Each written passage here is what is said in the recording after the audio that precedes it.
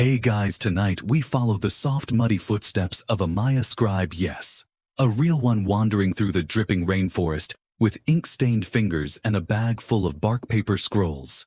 You're wrapped in cotton cloth that's already damp from the morning mist, and your feathered headdress, more ceremonial than useful, is wobbling slightly with each careful step. Cicadas hum around you like 1,000 tiny maracas, and somewhere in the distance, a howler monkey lets out a warning roar that sounds like it came from the underworld itself. You're not a warrior, you're not a priest, you're not even a noble.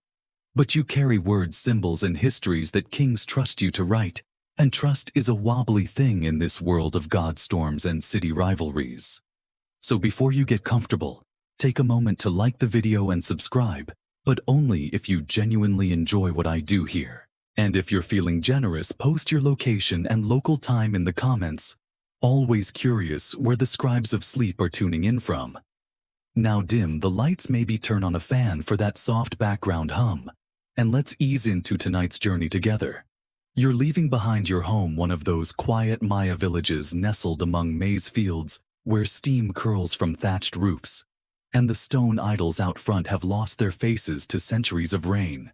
Your pack is heavy with folded amate paper, a spool of woven thread for binding, and a clay flask of precious blue-black ink made from crushed berries, charcoal, and a whisper of mystery herbs that the elders swear by. Not that you'd eat it. It smells like regret. As you step into the green, you feel the rainforest close in. Ferns brush your legs. Vines dangle from above, some with flowers, others with thorns. You pass under ceiba trees whose roots rise like knuckled fists from the soil. And every now and then you pause, not for rest, but to press a palm to the tree's bark in quiet respect. These trees are believed to connect the heavens, the earth, and the underworld. A nice idea, unless you're in a hurry. Your first stop is several days away, across a network of forest paths and old stone roads built long before your grandmother's grandmother was born. Historians still argue whether these causeways were primarily for trade, ritual, or both. But to your feet they're just slightly flatter stretches of rock that hold puddles a bit longer.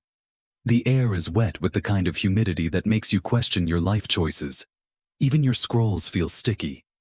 But you've wrapped them carefully in deerskin and tied them with woven cords, each knot a silent prayer that mold won't find them. The jungle has 1,000 ways to destroy your work: rain, heat, insects, careless priests, hungry parrots. Still, you press on. Your sandals squish in the undergrowth as you swat away a particularly bold mosquito. You murmur a glyph aloud, not for protection really, just to hear the syllables roll off your tongue. It's the sign for journey. 4 lines branching out from a center point like footprints radiating from a fire pit. Sometimes you think about the people who invented these symbols. Did they know they were building a world you'd spend your life documenting? Or were they just trying to keep score of corn taxes? Historians still debate how much of Maya script was sacred versus administrative, though as a scribe, you're painfully aware it's often both. You reach a ridge where the trees thin out slightly, giving you a glimpse of mist-wrapped mountains in the distance. Somewhere up there is the next city-state, with its own dialect, its own nobles, and its own taste in metaphor. You've learned to adapt. One ruler likes heroic epics. Another prefers careful records of poultry trades, and all of them want their ancestors flattered just a little more than the last. You set down your pack beside a small shrine. It's made of stacked stones, half swallowed by moss, with a carved frog figure in the center. You fish out a single cacao bean, an offering, and place it gently in the statue's tiny stone bowl. Not because you believe the frog god controls your fate, but because your last trip you forgot and it rained for 5 days straight. You learn. Your fingers itch to write already. Not because of inspiration, but because you haven't scratched ink into paper in over a day, and it's starting to feel like you're not real until you do. You pull out a stub of charcoal and quickly sketch a few symbols on a scrap jungle path: frog altar, sunrise. It's not a poem. It's not even good. But it's yours. And just as you're finishing the last glyph, you hear it, the low, distant beat of a drum. Faint, but distinct. Someone's holding a ceremony nearby, which probably means food. Or trouble. Maybe both. You sigh, repack your things, and start walking again.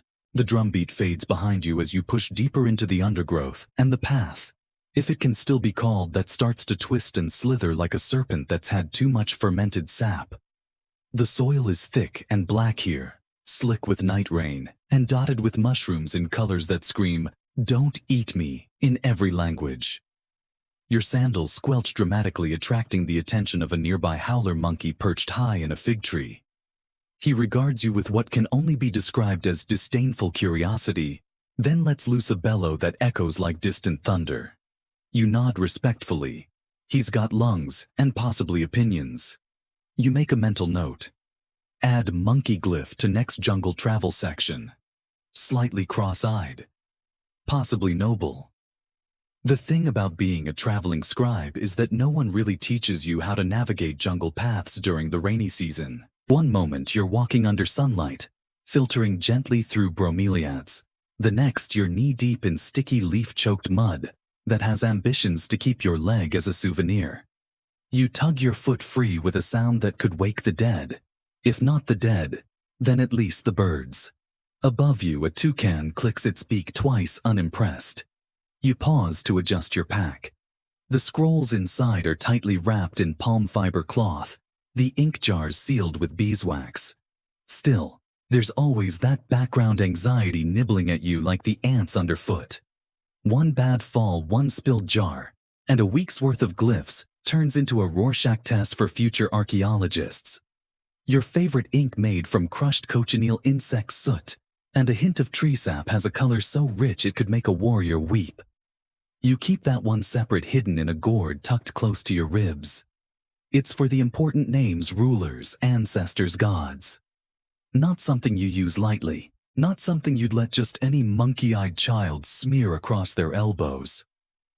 The road begins to rise, winding along the edge of a steep ravine where tree roots dangle like the jungle's nervous system.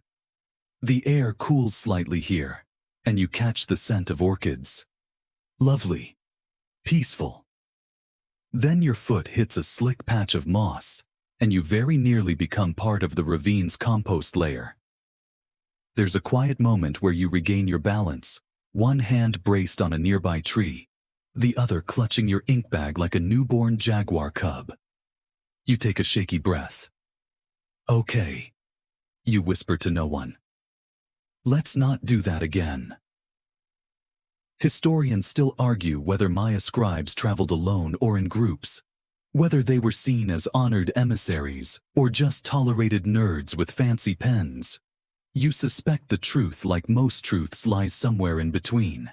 You've been welcomed like a god in some places, and served cold maize mash in others, with all the warmth of a dead fish wrapped in banana leaf. Eventually the trees give way to a clearing where you spot a crumbling stone marker. Faint glyphs, worn nearly smooth by weather and time. You run your fingers over the symbols, a deer, a spiral, a water sign. 2 days to Tsuk maybe. Or don't drink the river. Your glyphs are better, obviously. You decide it's a good spot for a break.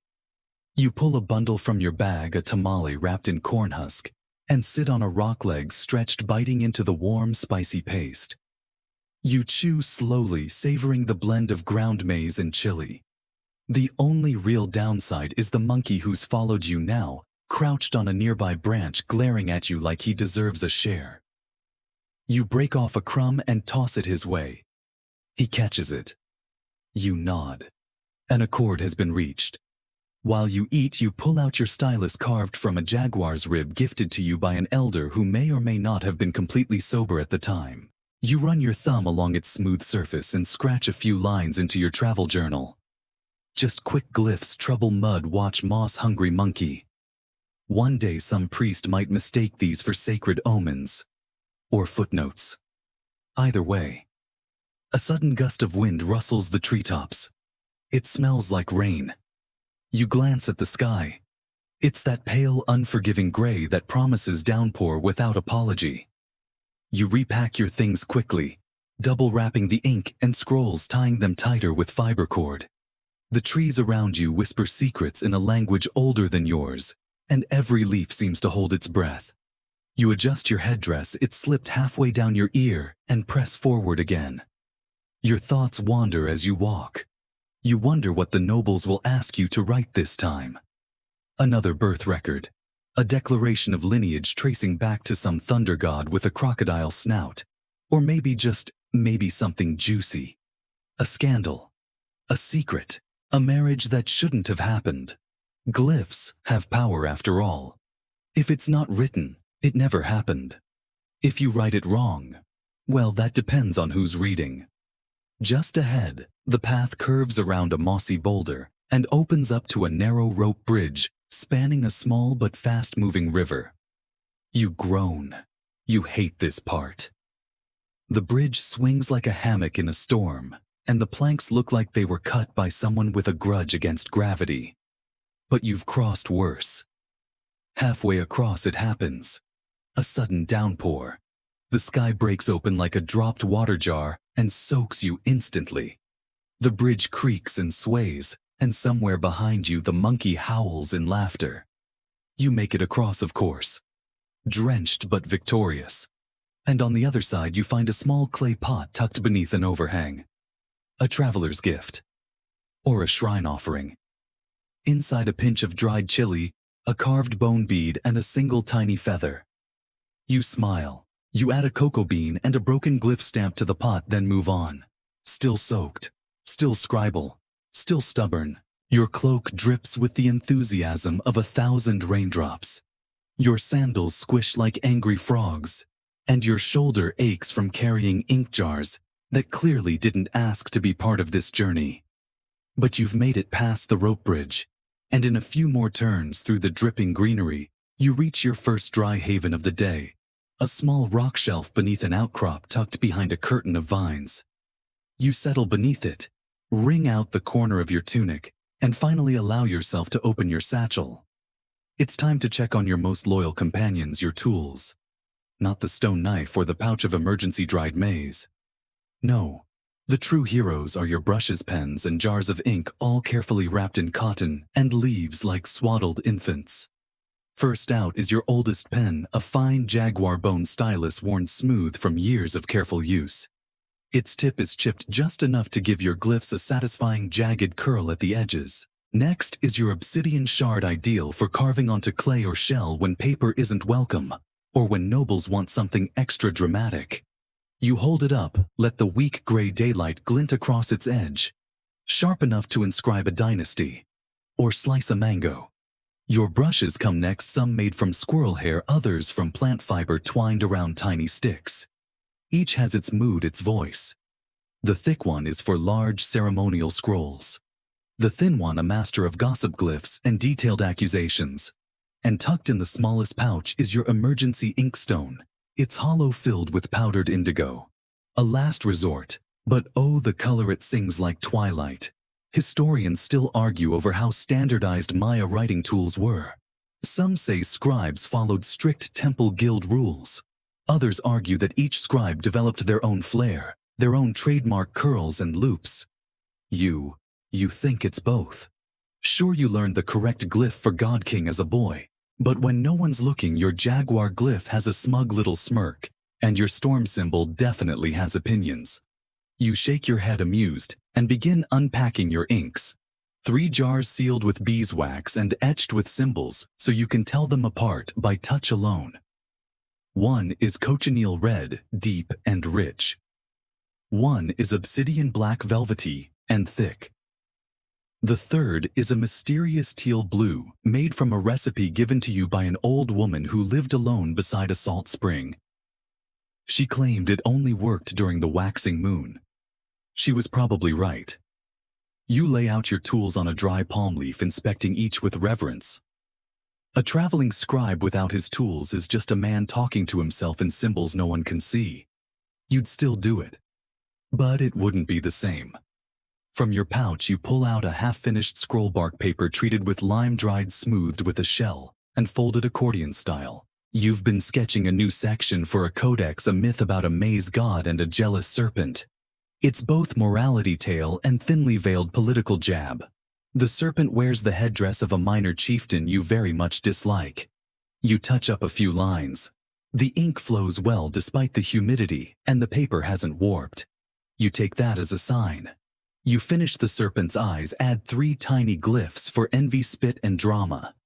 Satisfying. Just as you're repacking, the rain begins to ease. The jungle takes a long, deep breath. Birds return. Insects start up again like someone pressed play on a very chaotic orchestra. You step back onto the path, tools safely tucked away, and soon the trees thin out to reveal the edge of a small clearing.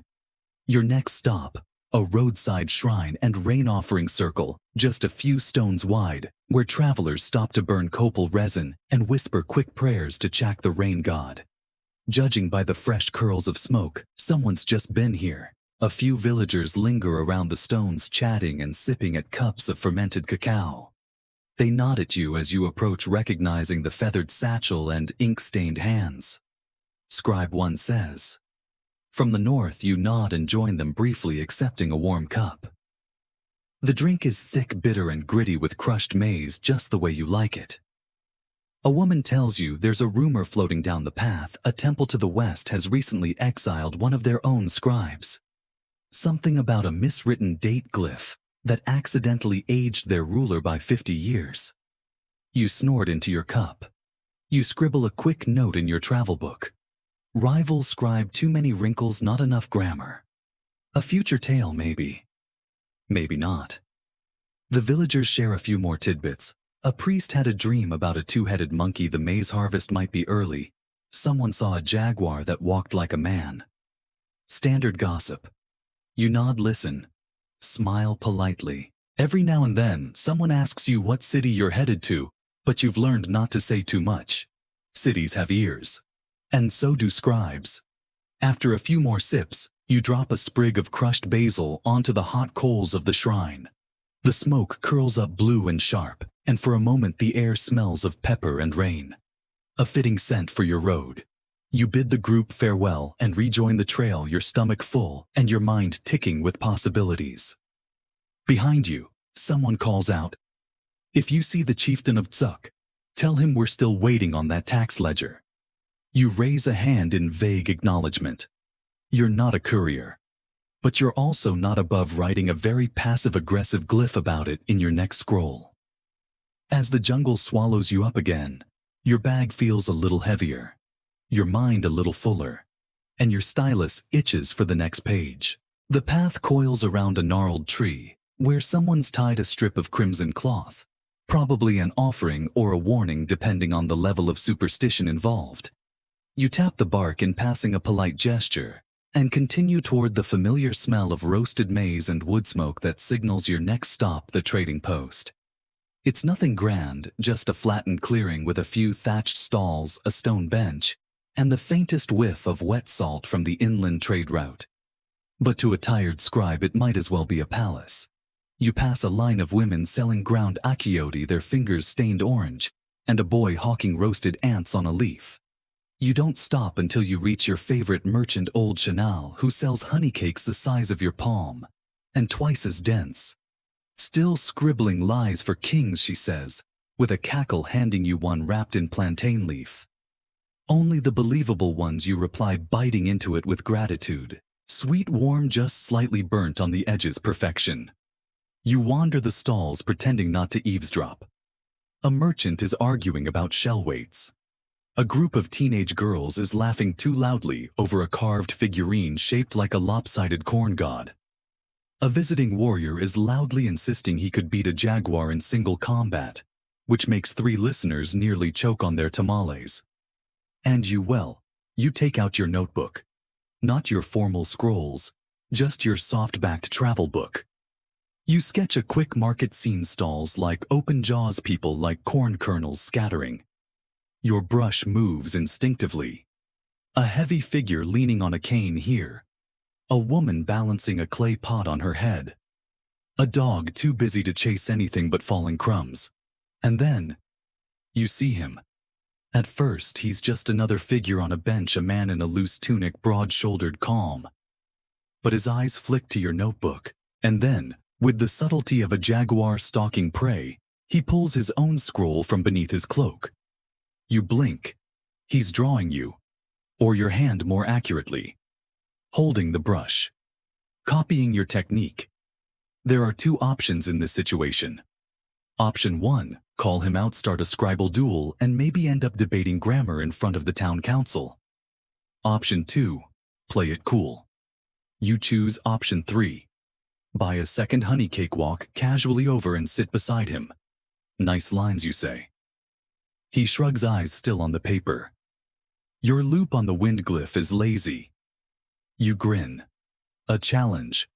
Your thunder symbol looks like a beetle having a crisis. He snorts. Fair. You trade scrolls. His work is good, fluid, confident, with a flair for detail. Definitely trained. Probably temple trained, judging by the precision of his calendar glyphs. But he's missing the fire. The flair. The gentle chaos that separates a recording hand from a living one. You a temple scribe, you ask? Used to be. Got tired of writing the same 3 hymns over and over? You nod. You get it. Sometimes the gods repeat themselves like they're trying to win an argument they forgot they already lost. The two of you talk shop for a bit. You compare inks, complain about humidity debate, whether sky house or cloud dwelling is the better term for the heavens. Historians still argue about the exact meaning of certain celestial glyphs, but both of you agree that night shining things sounds better in poetry than objects of rhythmic alignment. He tells you his name is Ixil. He asks where you're headed. You lie vaguely. South. He nods. Watch out for the river crossing past Zul. There's a group down there pretending to be priests, charging people to cleanse their scrolls. Saw a guy dunk an entire codex in river mud. You groan. That's a war crime. Ixil chuckles. Some people just shouldn't be near ink. He tucks away his scroll. You want to compare myth structures? Sometime I'll be in Niu for a few days. Look for the yellow parrot. Can't miss her. And just like that, he's gone. A rival maybe. A future friend. Or just one more scribal shadow you'll remember at odd moments when sketching under starlight. You sit there a while longer, finishing your honey cake, sketching the marketplace from a new angle. You jot a little joke beneath it. Beware parrots with opinions. You like it. As the crowd starts to thin, a chime rings from the ceremonial bell, a signal that the chieftain's household is expecting guests. You sigh, pack up your things, and make your way toward the tall carved doorway of the local lord's compound. The guards recognize your satchel and wave you in. That's the power of symbols. One feathered quill etched into leather and people know you speak for kings, even if you mostly write about whose maize fields got raided last week. You're ushered into a shaded courtyard where a cluster of local nobles sit cross-legged, sipping cacao and discussing of all things the price of feathers. You suppress a laugh. It's always feathers or obsidian with these people. Occasionally salt when they're feeling spicy. The chieftain greets you with a broad smile and a half-eaten sweet yam in one hand. Scribe, he says warmly, our court welcomes your ink. We hope you brought extra. You bow slightly, trying not to think about how little sleep you'll get tonight. You're probably about to be asked to document a cousin's wedding, a neighbor's land dispute, or someone's dream about an iguana in a feather cloak. Either way, your pen is ready. And so are your best glyphs. The chieftain's compound smells of roasted cacao and wet limestone, a combination you've come to associate with polite exhaustion. You're seated on a woven reed mat at the far edge of the courtyard, just close enough to hear the buzz of noble conversation, but far enough away that no one asks you to join in. Which is fine. You're here to write, not to share your thoughts on iguana farming, or whether the moon is sulking again. A servant approaches quietly with a plate of tamales and a tiny clay bowl of something that might be fermented squash or very optimistic honey. You nod your thanks and nibble politely. The chieftain, now reclining dramatically in a hammock strung between 2 carved posts, waves a lazy hand in your direction. Scribe, when you are ready, we would like to record the inheritance arrangement between my second cousin's youngest daughter and her husband-to-be, who is also somewhat inconveniently the nephew of my wife's brother. You smile with just the right amount of confusion to buy yourself a few minutes. Of course, Lord, you say. Shall I record this in the lineage register or the marriage harmony codex? He blinks. The harmony one, obviously. You nod. There is no such codex. Not really. You made it up on a previous visit just to avoid cluttering the official scrolls with petty squabbles over garden plots. But now it's become canon. You're probably going to have to make a cover page soon. Maybe something with doves and crossed maize stalks. You pull out your tools and begin preparing the page smooth bark paper, brushed lightly with lime ash to keep it from absorbing too quickly. Your hands move on instinct, dipping brush into ink, tracing curves and angles in practice motion. You start with the date, the current ton cartoon and long count glyphs, followed by the symbol for the moon's current phase, a smug waxing crescent always looking like it knows something you don't. As you begin sketching the bride's lineage, second daughter of a lesser cousin, descended from a priest who once claimed to have dreamed of talking snakes, you try not to roll your eyes too hard. The chieftain drones on about the groom's excellent chin and firm hand for maize, as though those were more relevant than, say, temperament or basic reliability. You add a subtle glyph for storm beside the marriage symbol. It's decorative, you tell yourself. Symbolic. Maybe a little bit prophetic. One of the nobles leans over to glance at your work. You forgot the aunt with the 3 dogs, she says, chewing on a slice of guava. You blink. She's not part of the direct lineage. She will be if those dogs ever bite the wrong person. You make a quiet note in the margin. Just in case. Historians still argue whether scribes were allowed editorial freedom or had to write exactly what nobles dictated. The truth. You often do both. One version for the scroll, one version for your own collection hidden deep in your travel pouch, folded among travel sketches and questionable lunch receipts. Eventually the chieftain yawns and dismisses you with a casual wave. You finish your cup of whatever it was, gather your tools, and step out into the cooling dusk. Outside, the world feels wider, lighter. You breathe in the fading sunlight like it owes you an apology. Children run past chasing each other with little sticks shaped like serpents. A flock of parakeets lifts from a nearby tree in a burst of green and noise. And somewhere a flute starts playing a soft, repetitive melody, someone practicing or maybe just playing for the fireflies. You walk through the village's outer ring toward a low house where the chieftain's daughters are waiting. Not for a marriage scroll, thank the gods, but for glyph lessons. You've been asked to teach them the basics, how to write maize jaguar moon, and at their request, no. You arrive to find them seated in a circle around a low table, each with a piece of scrap bark and a stylus far too big for their small hands. Their pet turkey struts around the room, occasionally pecking at a discarded banana peel or making unsettling eye contact. You kneel beside the youngest girl and guide her hand through the glyph for water, 3 curves, like river bends, then a dot for clarity. She furrows her brow, tongue poking from the corner of her mouth. The middle child draws jaguar, but accidentally gives it antlers. You raise an eyebrow. Interesting interpretation. It's a jaguar god, she says firmly. You nod. Ah, obviously. The eldest girl, probably 10, leans close and whispers, "Can you write a spell that makes my sister stop chewing like a crocodile?" You pretend to think about it. Only if you have a very rare glyph, peace through sibling tolerance. Never heard of it. Neither has she. You all laugh. Even the turkey seems momentarily appeased. As the lesson ends, you collect the ink-streaked bark scraps and offer them each a fresh leaf of folded paper for practice.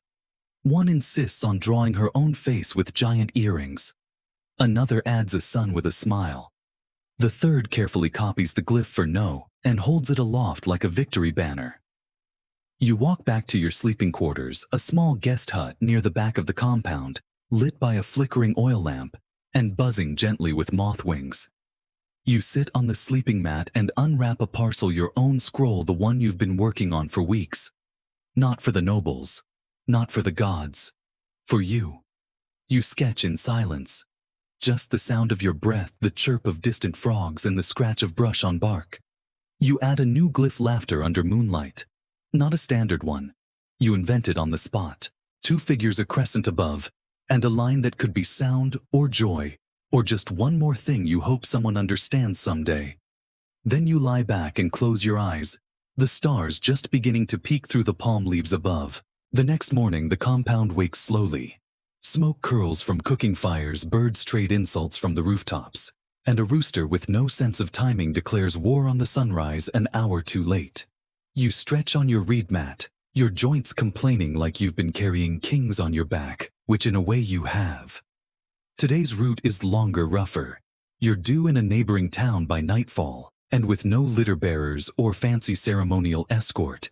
It's just your feet, your satchel, and a mental map built on half-remembered landmarks and scribbled warnings in your travel notes. A noblewoman from last night's lesson gives you a roasted plantain, wrapped in palm leaf still warm, and just slightly caramelized. She offers it with the formality of a royal gift, and you receive it as such. Scribes aren't warriors, but people still honor those who carry memory. You leave through the back gate, taking a shortcut through maize fields still glistening with dew. The path is narrow and soft, winding between plots where children chase chickens and old men pretend not to nap. One farmer waves with a hoe in one hand and a calabash cup in the other. "Write something nice about our town," he shouts. You shout back. "Depends how nice your path is." 10 minutes later, you're ankle deep in mud and ready to write something very specific about his path.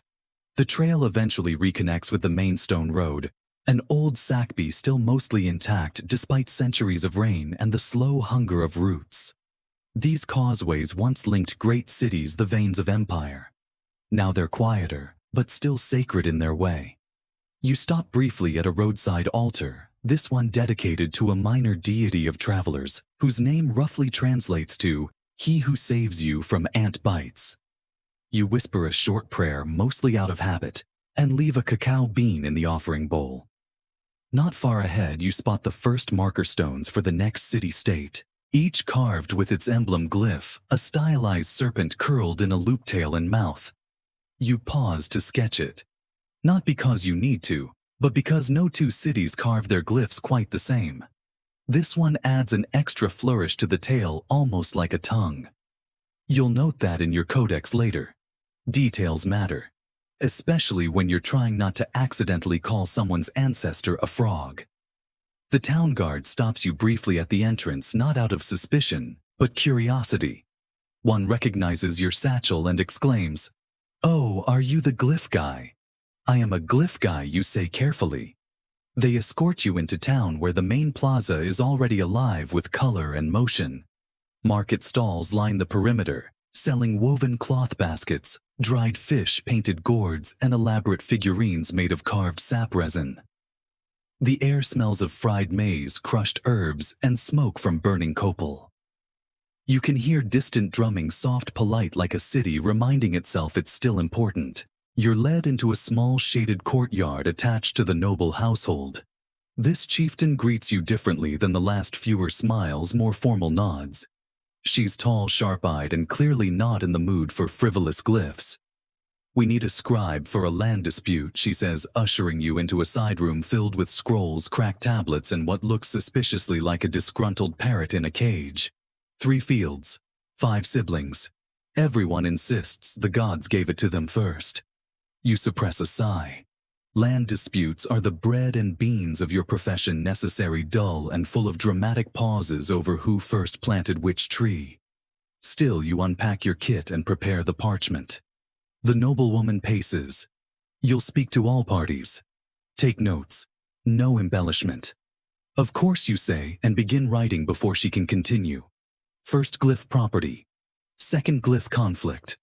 Third glyph, a squiggle you only use when your patience starts leaking out your ears. You spend the next hour interviewing siblings who resemble one another primarily in their mutual suspicion. Each has a different memory, different witness, different rainstorm that supposedly confirmed divine favor. One insists their maize grew tallest. Another claims their plot contains a buried idol, which they accidentally forgot to tell the priest about. You take notes, draw rough maps, and mentally rank them by how likely they are to throw maize at each other by nightfall. Historians still argue whether these scribal sessions were impartial record-keeping or subtle tools of power meant to influence outcomes by what was and wasn't written. You don't argue. You just pick up the brush. Eventually, you're given a space to work in peace, a low bench beneath an open-air awning with filtered sunlight, and a bowl of tamarind paste for refreshment. You begin the formal scroll. Neutral tone, clear dates, diagram of the field boundaries. The challenge, as always, is to document truth without stepping on too many egos. You insert a quote from one of the siblings. The gods whispered my name into the soil, but pair it with a glyph that, depending on interpretation, could mean mistake or audacity. Context is everything. Halfway through your transcription, a boy appears at your elbow with a sealed tablet. It's clay small and wrapped in red cord. You recognize the cord. It's a messenger mark from Niiv, the city Ixil mentioned. The boy offers no explanation, just a shrug and a yawn. You break the seal and read storm coming. Watch the ink. Also, the two-headed monkey dream reached Zuck. You may want to clarify your glyph. You groan. That dream again. It's gone from private joke to village prophecy. You'll need to tweak your next draft. Fewer monkeys. More plausible deniability. You wrap up the scroll just as thunder grumbles on the horizon. The noblewoman reviews your work with a satisfied nod. You have a way with people, she says. Thank you. And with making them sound less foolish than they are. You bow. It's part of the service. As you gather your things, a servant hands you a small bundle of food for the road. Roasted squash, a wedge of salted cheese, and blessedly, a cup of warm sweet cacao. You tuck it all into your satchel, sling it over your shoulder, and step into the damp, wind-swept evening. Rain is coming. Again. But so is the next story. You don't make it out of the city before the first fat drops of rain slap against the stone road like impatient fingers. It starts slow teasing, but you know better than to trust a Maya drizzle. You tuck your cloak tighter around your satchel and dart beneath an overhanging archway, just as the sky cracks open and turns the road into a foamy stream. Across the plaza, children squeal and run for cover, their feet kicking up arcs of water like glyph strokes made by wild brush. Two old women just keep walking unconcerned, their baskets shielded with wide banana leaves. You envy them. The noblewoman's servant had mentioned a shortcut out of town, a side path that loops through a grove of guanacast trees before rejoining the main Sakabi. You decide to wait out the worst of the rain under the arch, nibbling on roasted squash from your bundle, and mentally rehearsing your lesson plan for your next stop, glyph lessons for noble children. You groan softly. Not that you dislike teaching. It's the children's attention spans you question. That and the risk of ink being poured down someone's tunic. The rain eventually softens to a steady whisper. You step out again, hopping puddles and swatting at mosquitoes now emboldened by the humidity. The shortcut path is narrow, almost invisible beneath tangled vines and roots. You move carefully, tracing the edge of the trail with your stylus, as if carving it into your memory. By the time you reach the next compound, smaller, simpler, but still clearly noble, you're soaked, sore, and slightly less convinced this profession was ever intended to involve this much mud. A guard with a long scar over his brow eyes you skeptically until he sees the ink satchel. The tutor, he grunts. You nod. One of them. He lets you in with a shrug, and you're led to a covered patio where 3 children are already waiting, each seated cross-legged with a piece of folded bark paper in front of them. You're introduced as the traveling glyph man, which is generous. You prefer survivor of scroll-related emergencies. The eldest, a girl of about 12, looks bored. The youngest, a boy of 6, is using his stylus as a pretend spear, and occasionally trying to ride the family dog. The middle child, a thoughtful-looking one, nods at you with the solemnity of someone who already knows how to spell chaos. You unpack your tools slowly, theatrically laying each brush, stylus, and ink jar before them like sacred relics. Kids love mystery, and you need all the help you can get. Today you say we learn how to write jaguar. They blink. Why jaguar, the eldest asks. Because it's the only glyph that can stare back at you, you reply. Dramatic. Effective. Possibly true. You draw it carefully, slowly. A curled tail like a question mark. A spotted flank.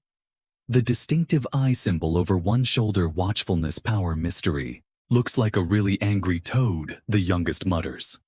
Good, you say. Means you're paying attention. The others giggle. You hand them brushes and let them try. The results are interpretive. One draws something closer to a caterpillar with ambitions. Another adds wings. The eldest draws a jaguar riding a canoe completely unprompted. You nod thoughtfully. Very spiritual. Historians still argue whether children of nobility were formally trained in writing or only exposed enough to admire the work of full scribes. In your experience, they're eager enough if distracted by pets and snack time. The family's turkey pecks near your feet as you lean over to correct a glyph, and when you look up again, the youngest has used the blue ink to paint a perfect rain glyph on his forehead. It's a spell, he says proudly, for not having to do any more writing. You just invented bureaucracy, you whisper. Congratulations. Despite the chaos, the lesson carries on. You shift from jaguar to sky storm and finally mother. That last one earns a few quiet looks. Glyphs aren't just symbols, they're emotion pressed into shape. And even the youngest student seems to feel that as his brush hesitates. The rain returns midway through the second round of practice glyphs, but by now you're under a broad reed roof. Warm bowls of thick cacao passed around by a patient servant who offers you a knowing smile. You sip gratefully, your fingers stained with ink and sweet foam. You show them how to mix their own ink, just the basics: crushed berries, charcoal sap, a little water. The children take to it with the enthusiasm of potion makers, and your brush is soon competing for space on the work table with smeared bowls, smeared hands, and one suspiciously inked dog. At one point, the eldest girl asks you how long it takes to become a scribe. Longer than it takes to spill that jar, you say, just as the middle child knocks over a cup of red ink with perfect timing. They all freeze. You just laugh. It's not real unless there's at least one spill. Ask any temple scribe. They relax. You help them clean it up well, the paper at least. The floor will need divine intervention. As the lesson wraps up, the children present you with a thank you scroll, a bark sheet, absolutely covered in jaguars. Some upright, some sideways, one riding what might be a turtle or a loaf of bread. You accept it with the seriousness of a court ceremony. This will go in the Grand Codex of Unusual Cats. They grin. Even the turkey seems pleased. Before you leave the mother of the household, a tall, elegant woman who's clearly the power behind the reed mat hands you a small pouch. Inside is a fresh brush with a carved handle, its wood painted in the style of local myth. A gift. You bow low and tuck it into your satchel. The rain has slowed again, leaving the jungle slick and steaming. You step back onto the road, tired but oddly light. Your pack filled not just with scrolls and ink, but with crooked jaguars and imagined glyphs of sky sleep and butterfly noise. As you walk away, the youngest calls out, "Write about us." You raise your hand and say, "I already have." By late afternoon, you're back on the road, the steam rising from the path in thin curls like the breath of invisible spirits. The rain has stopped, but left behind a symphony of drips from branches from thatched roofs from your elbow. Your ink satchel is safe miraculously, and your hands smell faintly of cacao and berry pigment. Ahead, the trail leads into a wide clearing where the market square of a mid-sized town sprawls across dusty stone tiles. You've been here before, just once long ago, and the same crooked awning still hangs askew over the eastern stall. You feel the memory in your feet before it fully surfaces in your mind. Last time you arrived with a broken pen, a bruised knee, and an accidental chicken under your cloak. This time things feel smoother. Mostly. The market's in full swing. Smoke rises from roasting maize. There's laughter from somewhere behind the palm leaf vendor. And a dog with a suspiciously intelligent expression is guarding a pile of carved gourds. You pause at the edge of the square, eyes scanning the stalls not just for food or shelter, but for something more elusive. You're looking for stories. You blend in easily. That's one of the gifts of a traveling scribe. Your garb isn't too fine, but your satchel and brush set speak their own language. As you wander, people glance once then twice. You hear snippets of conversation change mid-sentence.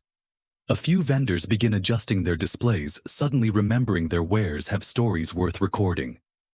You stop at one stall drawn in by the scent of tamarind and grilled squash. While you chew, eyes half-lidded with comfort, you pull out your notebook and sketch the scene. Quick lines. Soft curves, a basket of peppers, the slope of a merchant's elbow. It's part practice, part record, part idle scribbler's itch. Then you notice it. A figure across the plaza, standing too still to be casual. Watching you. You lower your brush and glance away. A heartbeat later you look again, and he's pretending to browse woven mats. He's tall, young, dressed in muted reds with a scroll peeking from the pouch at his hip. You know that look. You've done that look. The look of someone trying not to get caught copying your style. You close your notebook, wipe your fingers, and begin strolling again, aimless at first, but gradually circling closer to him as if drawn by the orbit of curiosity. He doesn't run. Doesn't even flinch when you approach the stall beside him and inspect a bowl of crushed blue dye. Good shade, you say casually. Mid-rain season, indigo mixed with ash and elderberry. He replies without looking up. His voice is steady. Sharp lines on your scroll, you add. I saw the corner. Thanks. He glances up. I try not to copy. But sometimes, it's hard not to admire. You nod. We all learn from someone. He finally turns to face you fully, and there's a flicker of recognition, like he's been waiting for this moment longer than you have. You're the one from the temple records, he says. The glyph with the cracked moon. You raise an eyebrow. That's not mine. That's the scribe from Chakna. He frowns. He said it was yours. Then he's a worse liar than scribe. You both laugh, the tension dissolving just enough to make space for conversation. He introduces himself as Tunwi. He's from a coastal town and has been shadowing traveling scribes for months, learning styles, picking up techniques, trying to find his own voice in the ink. I saw your work in Niu, he says. On the southern codex wall, you added movement to the storm glyph. That curve, that's not standard. Neither is the weather, you say. Historians still argue about what made some scribes' work endure while others faded into anonymity. Some say it's style. Some say it's the quality of the paper. You think it's something smaller. Maybe a single glyph that made someone laugh, or cry, or pause. You and Tunwi sit for a while under a low thatched awning, sharing fried yuca, and comparing ink ingredients like chefs swapping recipes. He shows you a brush he carved from fishbone. You show him your treasured jaguar rib stylus. He admires the balance. You admire the bravery. It's a fragile thing, putting your ink next to someone else's. I'm headed inland, he says, toward the old lake temple. They say it has scrolls from before the calendar split. You nod. Take the western path. The eastern one floods. I heard that too. You hesitate, then tear a scrap from your notebook and sketch a quick map, just a few glyphs, a caution symbol, and a shortcut marker near a shrine with a missing nose. Tunwi tucks it into his pouch like treasure. Thank you, he says quietly. You rise to leave, but he stops you. Your line work. It's alive. Like the glyphs are mid-sentence. You grin. Sometimes they are. I just don't know how they end yet. You part ways beneath a hanging curtain of dried gourds, your steps lighter than when you arrived. Not because of the yucca, though that certainly helps, but because every time you meet another scribe it feels like adding one more thread to a cloth you didn't even realize you were weaving. As you exit the plaza, a woman selling clay whistles stops you. Scribe, she says, you forgot your story. She hands you a small whistle shaped like a bird with glyphs carved into its wings. I made it after that storm last year, she says. You came through town, wrote about the flood, People still talk about it. You run your thumb across the tiny etched marks. They're rough, uneven, but unmistakably yours, copied from a scroll you barely remember finishing. You bow deeply, unsure what to say. She just smiles and turns back to her stall. You pocket the whistle, and for a long while you don't write anything at all. You just walk. By the time the sun begins its slow descent behind the dense canopy, the golden light slants through the trees like ancient spears illuminating motes of dust and the occasional lazy mosquito. You follow a familiar bend in the road where the jungle thickens and then narrows again, funneling you toward a small shrine built into a natural rock outcrop. It's here that you pause, not because your feet ache, which they do, or because you're particularly religious, which depends on the week, but because this is where messages come. Set into the rock is a small hollow hidden behind a curtain of ivy. If you weren't looking for it, you'd miss it. Travelers like you, scribes, messengers, merchants, leave clay tablets here from time to time, nestled among old corn husks, pebbles, and bits of weathered cloth. You reach inside carefully and feel it cool, square-edged, and unmistakably deliberate. You pull it out. A small, sun-baked tablet wrapped in woven reed and sealed with a dab of ochre-colored wax. The symbol on the seal is familiar: two concentric spirals flanked by dots. You exhale slowly.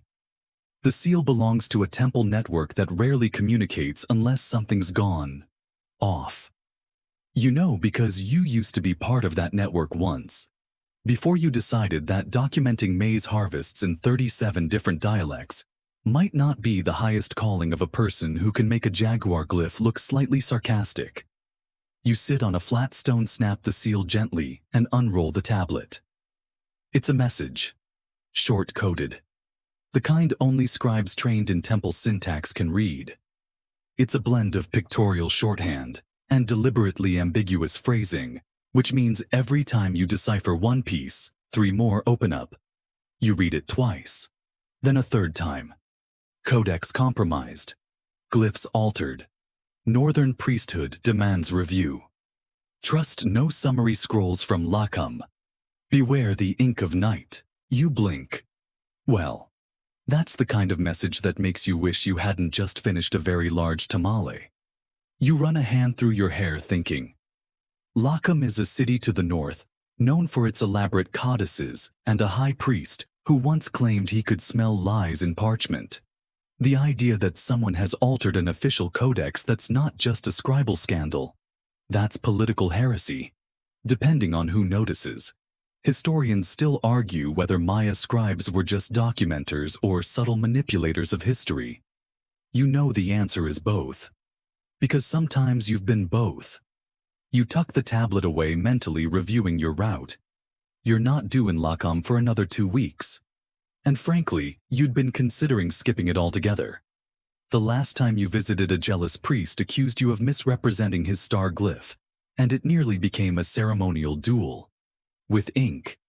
Which sounds funny until someone stains your favorite tunic. Still, you can't ignore the message. You wrap it in fresh cloth and press it deep into your satchel beneath your brushes and spare parchment.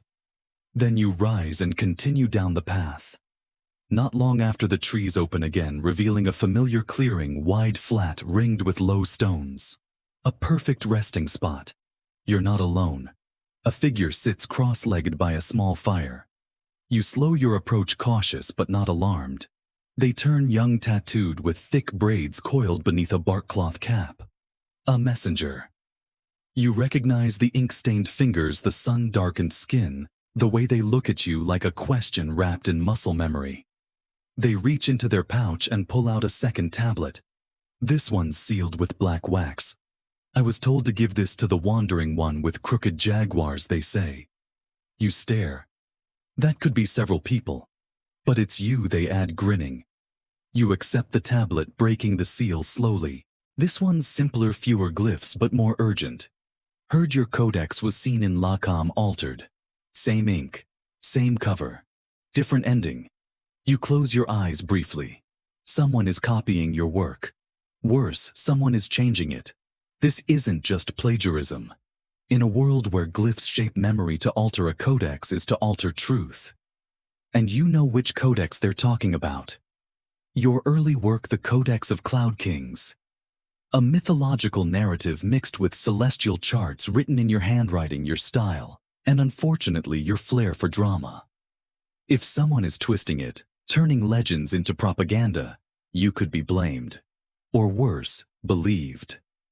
The messenger watches your face. You heading north. You nod slowly. Good, they say. Bring your best ink. And maybe a few lies of your own. They vanish into the undergrowth like smoke, and you sit by the fire a while letting the light warm your face. You pull out your notebook and draw a new glyph. It's part truth, part mask, part mirror. It doesn't exist in any temple scrolls. Not yet. Then you fold the page shut and start moving again. The jungle stretches before you, and somewhere someone is writing your story with the wrong ending. You plan to fix that. You sleep lightly that night, curled beneath a canopy of frayed leaves, the stars barely visible through the gaps. The fire you built sputters out by midnight, leaving only the soft hiss of insects and the distant creak of trees settling into their own stories. You dream uneasily of ink running backward on parchment of your own glyphs, whispering secrets you never wrote. At first light you're up. No ceremony, no stretch of leisure. Just the practiced movements of a traveling scribe, repacking tools, tightening satchel straps, and whispering a few choice words at a stubborn sandal strap. You skip breakfast. No appetite. The jungle morning is thick and golden, with mist hugging the lower shrubs like a clingy lover. Every leaf seems to glisten with a secret. You move quietly, brushing aside vines, your thoughts sharper than your obsidian shard. By mid-morning you hear the familiar sound of drums. Faint at first, like a heartbeat through the hills, then stronger. Rhythmic, ceremonial. You slow your pace. Ceremonies out here can mean many things. Weddings, funerals, maize blessings, or something more urgent. When you round the bend and spot the smoke rising thick and fragrant with burning copal and pine resin, you already know it's not a wedding. It's a rain invocation.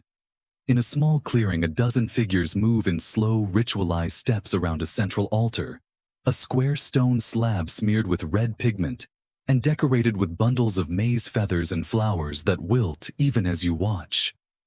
The priests, dressed in embroidered cotton and jaguar skin sashes, chant in a low, winding cadence, their voices rising and falling like breath drawn straight from the god's lungs. You step cautiously to the edge of the ceremony. You weren't invited, but you weren't not invited either. Travelers are often welcomed at such rites, especially ones who carry ink and memory. A young acolyte spots you and hurries over barefoot and breathless. You're the scribe, yes. The one from the south. Depends who's asking. Our high priest would like a record of today's ritual. He says it must be documented exactly. Of course he does. You follow the boy toward a side area just beyond the main circle, where an elderly priest is seated on a carved stool, eyes closed, fingers moving in time with the chants. He opens one eye as you approach and gestures toward a low bench where parchment and ink have been hastily set out for you. Right, he says. Everything. You oblige. Your brush moves across the page, careful and swift. You record the arrangement of the offerings, the sequence of the chants, the movement of the dancers. You even sketch a diagram of the altar's layout, noting the color of each feather, bundle the direction of the wind, the shape of the clouds overhead. The priest watches you with quiet interest. You've done this before. I've written about rain. Yes. He nods. We've done this ceremony 4 times this season. No rain. That's unfortunate. You're the variable this time. You stop mid-glyph. Excuse me. He shrugs. Sometimes it takes new hands, new symbols. Maybe yours are stronger. Historians still debate whether Maya ceremonies relied on scribes to activate the ritual through recording, or whether scribes were merely passive observers. But here and now, you feel the weight of expectation settling into your ink jar. You swallow hard and continue writing. When the main chant ends, the dancers withdraw and the priest signals for the offerings to be burned. Smoke billows up carrying the scent of maize herbs and something sharper, something bitter. You glance around and realize the entire clearing is watching you. You bow slightly, then walk to the altar and place your scroll there not for sacrifice, but for presence. Just long enough for the smoke to stain its edges. Then you retrieve it, tuck it into your satchel and turn to leave. The priest raises a hand. If the rains come, you'll be remembered. If they don't, then we'll try again. And write it better. You smile. Fair enough. You head back to the trail, the smell of ritual still clinging to your tunic, and your thoughts strangely tangled. You wonder, did the act of writing make the ceremony real? Or was it always real with or without your ink? You're still pondering this when you reach the next ridge and spot something unusual just off the path. A flat rock painted with fresh symbols. Not etched, not carved, painted. You crouch. It's a message clearly, but not one meant for just anyone. You recognize the code. This is scribe to scribe, a shorthand system used to warn, update, or invite. You run your fingers over the lines. It reads, night ink seen here. Alterations possible. Check shrine records. Trust only your own hand. You sit back and exhale. That's the third warning. Someone's been moving faster than you. Lockham's influence is spreading. Your name may already be tied to texts you never touched. You reach into your satchel and pull out a half-finished scroll. One you've been working on for months, a blend of cosmology and legend charting the 7 voices of the storm gods and their reflections in lake ripples. You hesitate. Then you flip to the back and begin adding a new section. Not a correction, a defense. You draft a note explaining your own glyph choices, why you shaped the wind this way, why the rain god holds 2 masks instead of 1. You add your personal seal glyph, the open eye framed by twin comets. It's subtle, hard to forge, and absolutely yours. Historians might not notice, but another scribe will. You roll the scroll tightly and place it into the hollow of a tree behind a folded bark flap, already scarred with decades of thumbprints. Not official delivery, but it'll find its way. Then you stand. Ahead, the trail winds upward again toward the plateau, where the obsidian spring is said to be if the stories are true. And from there, a view of Lockham's towers rising from the jungle like teeth. You're not there yet, but you're close, and your ink is ready. You climb slowly the trail, narrowing into a root-strangled staircase that seems less carved and more wrestled into existence by stubborn feet and time. The jungle thickens again as you ascend the air, turning cooler, but still syrupy like breathing through old honey. Vines brush your arms, tree trunks crowd close, and birds call above with voices that sound just slightly sarcastic. You know where you're going, or you hope you do. The Obsidian Spring is a half-mythical place. Most scribes only hear about it in temple whispers or exaggerated travel tales shared over too much fermented cacao. Some say it bubbles black, some say the rocks around it hum like bees, and one rather dramatic scroll described it as the Earth's own inkwell. You're not sure what to believe, but if you can find it, you'll collect a shard, maybe 2, and sharpen your stylus not just on stone but on story. You reach a high ridge just as the path dips again, revealing a slope strewn with volcanic rock. Obsidian, brittle and glinting, lies scattered like broken stars. You pause and kneel beside a particularly sharp piece. It's the size of your palm, dark as a moonless night, and when you lift it to the light, you swear it reflects a flicker of your own glyph mark, the twin comets, right back at you. You wrap it in bark cloth and tuck it into your pouch. Not just for writing, as a reminder that you were here, that your hands still shape memory. Below at the spring itself, a shallow pool steams gently. The water is strangely clear, but the rocks beneath shimmer with oily streaks. Not ink, not quite, but close enough to make you believe the old stories weren't entirely exaggerations. You settle beside the spring, Pull out your brush kit and start grinding a bit of powdered bark and soot against a stone using drops of the spring water. The ink it produces is thicker than normal, almost syrupy. It smells faintly metallic, but it flows like a dream across the parchment. You test a few glyphs, mountain mirror deception. Each comes out bolder than you expect, lines that feel like they already knew what shape they wanted to take before you touched the brush. You pause, staring at your own handiwork. You've never believed ink could hold intent.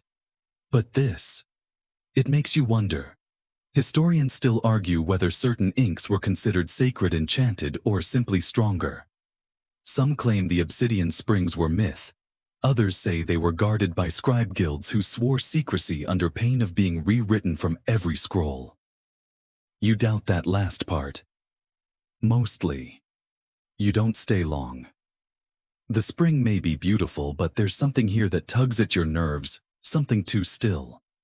You leave a small token on the rock before departing, just a pebble etched with a glyph you invented years ago, unfinished truth. Maybe the spring will understand. Back on the path, your destination is clear. Lacum lies north and west, 2 days' walk. But first you'll stop at a quiet place, an old stela near the crossroads that's said to hold inscriptions untouched for 3 generations. You need a checkpoint, somewhere to cross-reference your memory with what still stands carved in stone. You travel light now, satchel, tight cloak, dry and obsidian shard safely wrapped. Every few hours you check your scrolls. Not out of paranoia. Okay, maybe a little, but because you've heard of scrolls vanishing mid-journey, only to reappear altered as if someone rewrote them in transit. There's no wind today. Just the quiet of leaves shifting under their own weight, and the rhythmic swish of your steps brushing loose dust from the trail. By dusk, you reach the stela. It rises from the earth like a finger pointing at forgotten things. Covered in moss, cracked by centuries but still standing. You set down your satchel and brush off the front with the edge of your cloak. There they are, old glyphs. Worn but legible. A dedication to a rain priest. A record of a celestial event. And a footnote scribble, small, half lost beneath a chipped corner. You squint. It's your glyph. Not exactly, but close. The same double comet shape. Slightly crooked. Like someone saw it once, remembered it half correctly, and tried to copy it decades ago. You touch it gently, tracing the lines. Someone else walked this path. Wrote, altered, or maybe honored. You're not sure. But you sit beside the stela and unpack your notebook. You sketch the glyph. Compare it to your own. Note the variations. Then you turn to a new page and write something you haven't written in weeks, a short poem. Not for a patron. Not for a record. Just for the stone. For the old path. For the you who first thought of twin comets as anything more than sky noise. The fire you build that night is small and smoky. The food, half a roasted squash and a smuggled sweet cake, is enough. The stars above you blink, half hidden by trees. And the wind finally stirs, whispering across your camp in a voice that could almost be glyphs. You lie back and listen. Somewhere someone's altering truth. But here for now, it's quiet.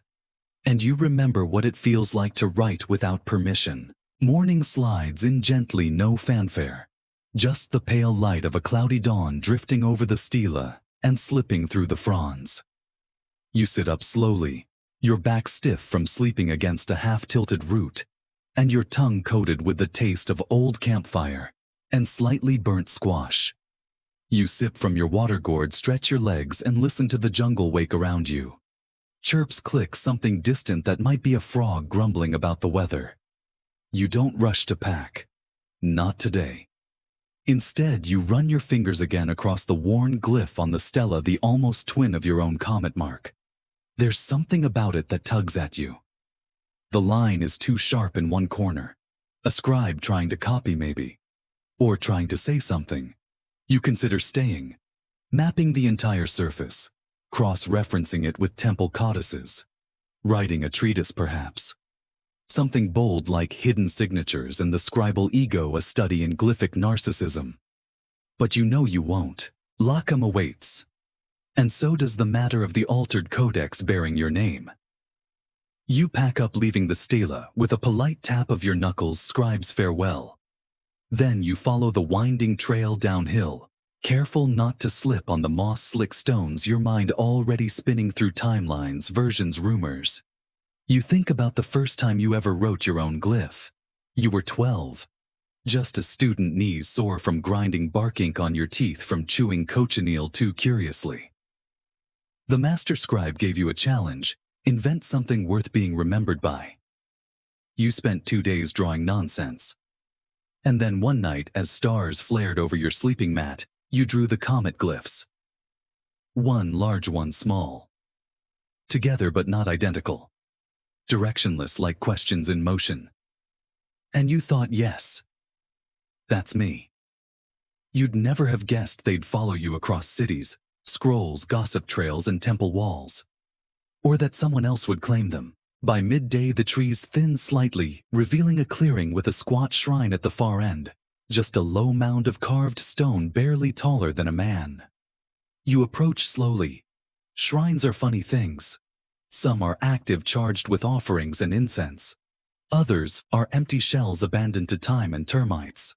This one is in between. The air feels still. Not hostile, just paused. You kneel beside the shrine, brush away some moss, and find a small offering bowl tucked beneath an overhang.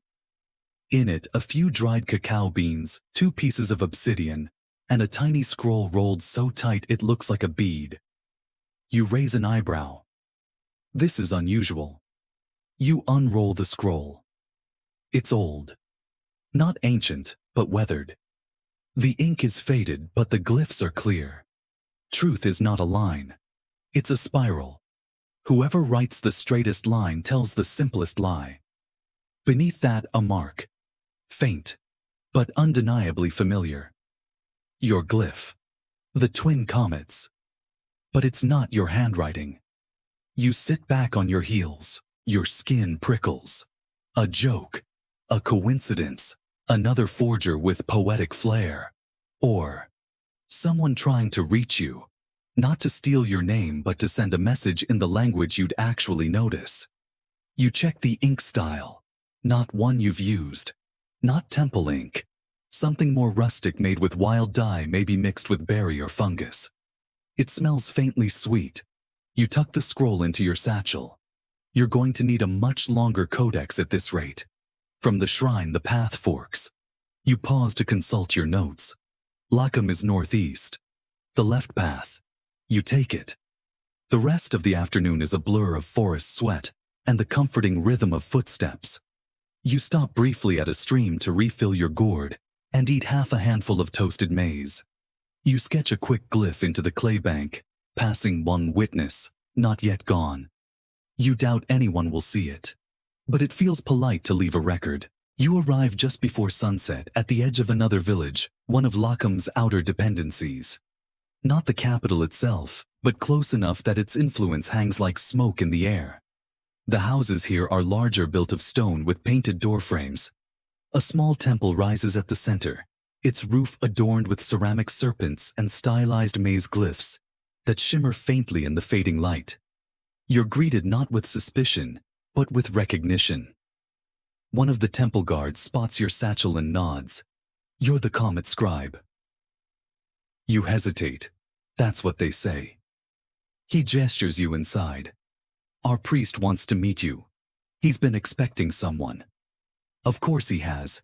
You follow the guard through a tiled courtyard, where incense curls from wall sconces and scribes sit cross-legged copying fragments onto fresh parchment. One glances up and does a double take. Another squints at you, whispering to a third. Your name has arrived ahead of you. That's never a good sign. The priest's chamber is cool-shaded and lined with scroll racks. He rises as you enter, tall, smooth-faced, draped in a robe painted with storm glyphs, and something you don't recognize. His smile is thin, but not unfriendly. You've caused a stir, he says without preamble. I haven't even opened my ink yet. He motions to a low bench. The Codex of Cloud Kings. We received a copy. It bears your glyph. But the ending is altered. How the rain god is overthrown. The twin cities are burned. The final glyph reads, "Memory is a blade." You blink. "That's not mine." "I know," he says. "It's better." You stare at him. He continues, "But it's dangerous. It implies rebellion, breaks with myth structure, suggests the gods aren't eternal. And yet you kept it." I keep everything he says softly. That's my job. You watch him for a moment, then open your satchel. You pull out your original version. The one with the proper ending. The one where the gods retreat, not burn.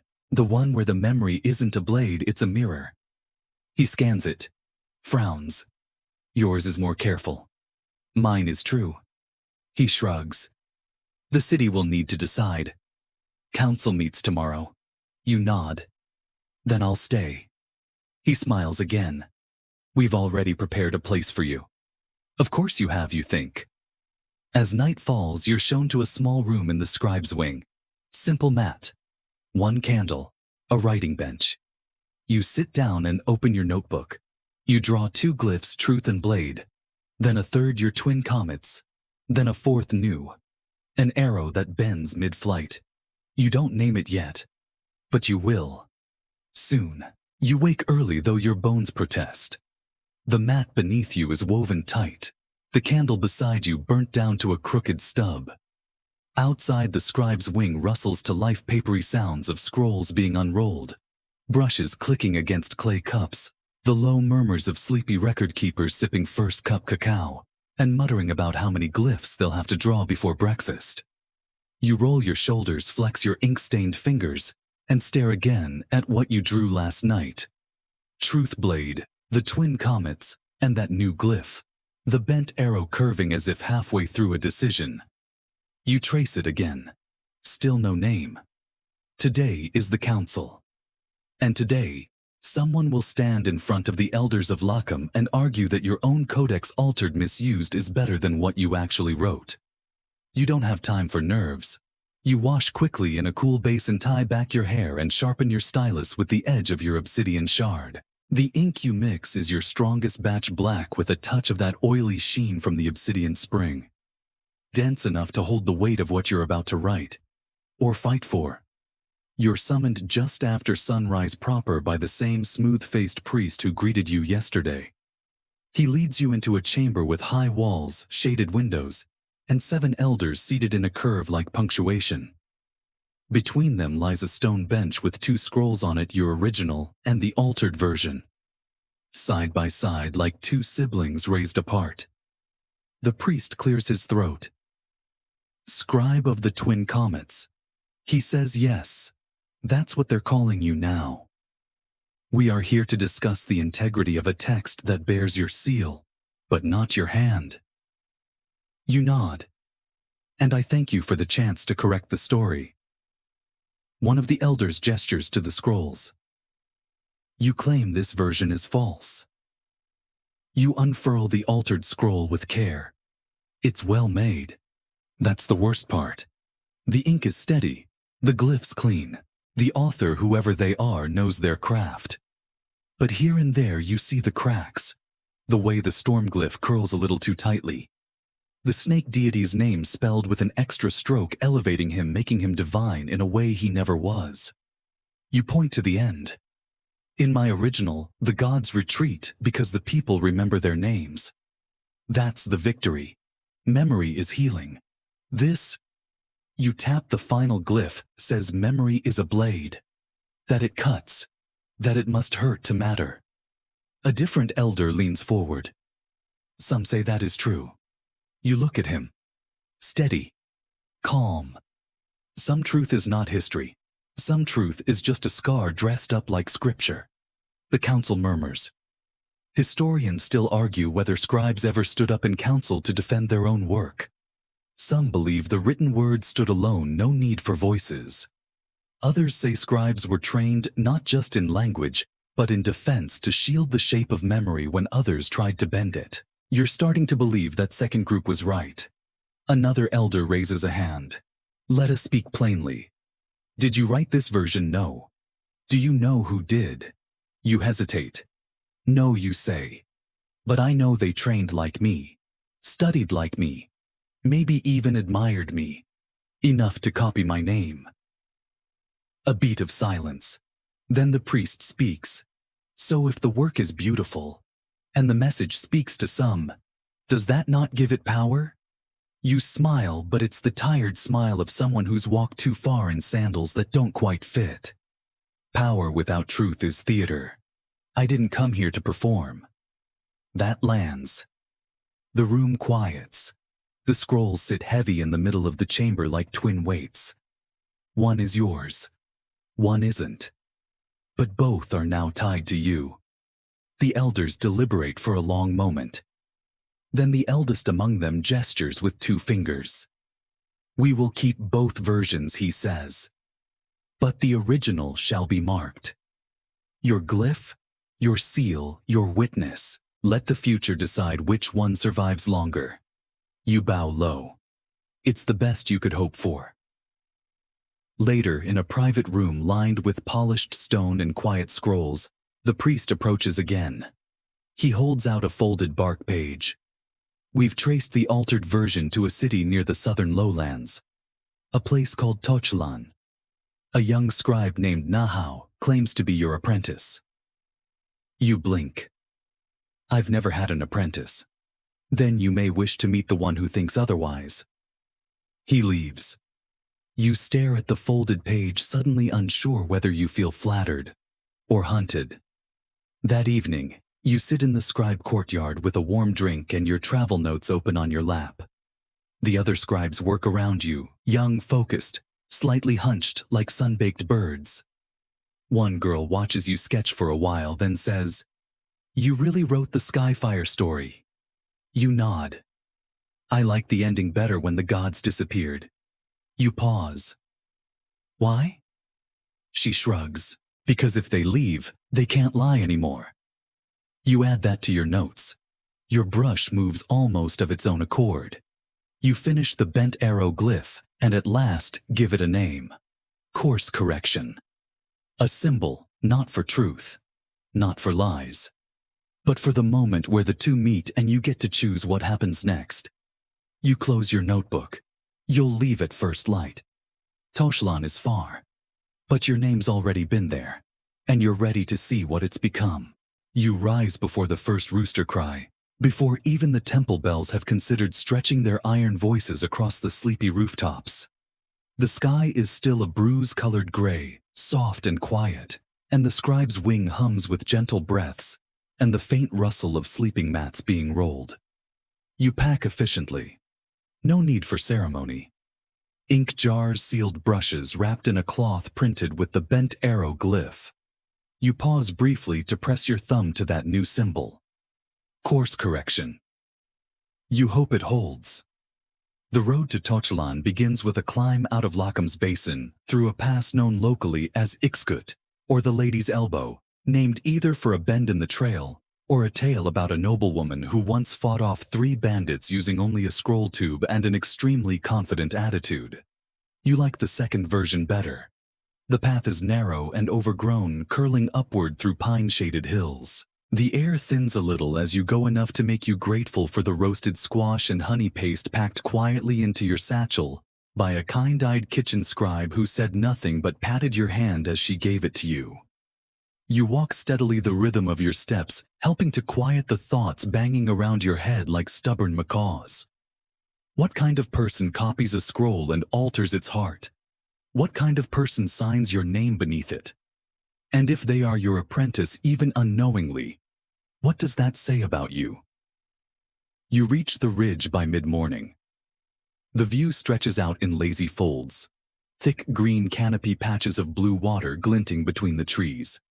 And there, faint but clear, Tochlan's outer temple, rising like a curled hand from the lowlands. The sight sits uneasily in your chest. You descend slowly, knowing better than to rush down a slope after a week of temple food and ceremonial sitting. A twisted ankle has no poetry in it. As you near the edge of the next village, you see something curious. A wall, Small, painted with fresh lime and etched with practice glyphs, messy, uncertain, but ambitious. One catches your eye. Your comet glyph. Not a copy. A version. Adjusted slightly. Angled differently. And next to it, a smaller signature glyph, one you don't recognize. But someone's trying to make it their own. You ask a passing boy whose wall it is. He shrugs. The scribe Nahau teaches here sometimes. Draws on the wall when she's mad. Or when the sky looks weird. A she. You blink. You hadn't expected that. You follow the boy's pointing finger toward a cluster of homes near the edge of a marsh, where the reeds sway with lazy confidence, and herons watch you like librarians with long beaks. You find her by accident really sitting cross-legged on a low stone hunched over a half-finished scroll. Young, maybe 20. Tunic smeared with ink, fingers stained deep from berry-based dye. She doesn't look up when you approach. Her brush dances across the bark paper with intensity and flourish. You say nothing. Just watch. Then she pauses, tilts her head, and without looking says, "You walk like someone who doubts the ending." You raise an eyebrow. And you draw like someone who's never had to defend one. She grins, still not turning. "I was wondering how long it would take for you to show up." You step forward slowly. Why? Because someone like you doesn't ignore a stolen voice. You sit beside her, close enough to see the brush strokes. They're good. Bold, but still listening to the page. Not careless, not angry, just unfinished. "You use my glyph." "I borrowed it," she says. "And then I adjusted it." "Isn't that how memory works?" "No. That's how myth works." She finally looks at you. Her eyes are sharp. Not cruel, just awake. "I'm not trying to erase you," she says. "I'm trying to say something you didn't. You could say it with your own name." She shrugs. "Your name opens scroll houses. Mine gets questions." You sigh.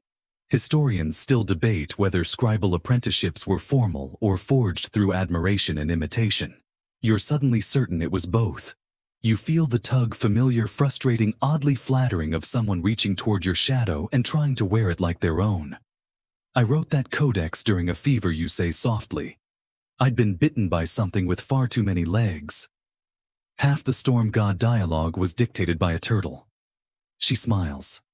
It still holds. It's not meant to lead revolts.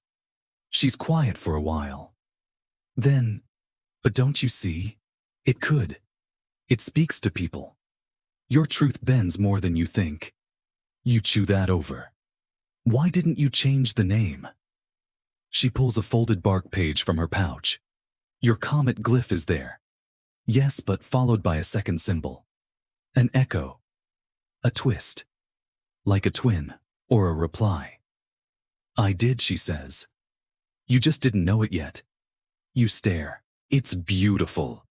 And infuriating. And exactly what you would have done if you'd been braver. You sit in silence for a while. The wind lifts gently through the reeds. A frog chirps in the distance like it has strong opinions. Finally you say, "I want to rewrite the ending." Together. 2 hands. 1 scroll. She nods slowly. "Only if we keep the line about the gods hiding behind mirrors. And the thunder god with stage fright." She laughs. "Deal." You unpack your satchel. Pull out fresh parchment. Your brush. Your new ink. She hands you hers. And there in the half-light on a flat stone with frog calls for music, 2 scribes, one old enough to have regrets, one young enough to outrun them, begin to write a new ending. Not to correct history, not to erase it, but to make space for both of you to fit. The reed marsh glows gold in the late light as the 2 of you sit shoulder to shoulder, sketching lines that hum with tension and honesty. The scroll between you ripples slightly in the wind, threatening to fold in on itself like an indecisive poem. You hold down the corners with small stones, one etched with Nahau's symbol, the other with your twin comets. Your hand moves first. You redraw the original scene, the gods retreating, the people remembering their names. But this time you let Nahau's voice twist the lines gently. She adjusts the storm glyph so it leans just slightly toward the maze god. A reconciliation. A conversation between sky and soil. It always bothered me that they left without listening. She says, not looking up. Like the gods just vanished when we needed them. They didn't vanish, you reply. They stepped back. Let the story keep going. Same thing, isn't it? You pause. Only if you never write the next page. You let her sketch that next page. Her style is swift, confident. Where you tend toward curved flourishes, she carves sharp angles, decisive, modern, almost defiant. But it works. The contrast makes the scroll breathe. Historians still argue whether scribes collaborated on codices or merely copied the same source from different cities. You know now that the answer lives in this exact moment. 2 ink-stained hands, 2 perspectives. One scroll that isn't either of yours anymore, but also wouldn't exist without both. Nahau reaches for her inkpot and pauses. Do you mind, she says, if I add a glyph for change? Only if you don't mind if I make it subtle. She laughs and draws it anyway. A spiral nested inside a half-open eye. You add your own mark nearby. The bent arrow. Course correction. She sees it and nods without comment. The final section of the scroll is unlike anything either of you has written alone. The gods don't vanish. They change names. They change forms. Some stay. Some become rivers. One becomes a scribe who writes her own fate on a tree leaf and sends it floating downstream. It's not myth. It's something gentler. Something with the edges sanded down by 2 minds, each holding part of a truth. As the sun dips low, you set the scroll aside to dry and lie back against a patch of sun-warmed stone. Nahau stretches out beside you, arms behind her head. Do you think they'll accept it? She asks. Lockham. Probably not. Too many council members with a fear of metaphors. She chuckles. Then why write it? You squint up at the sky.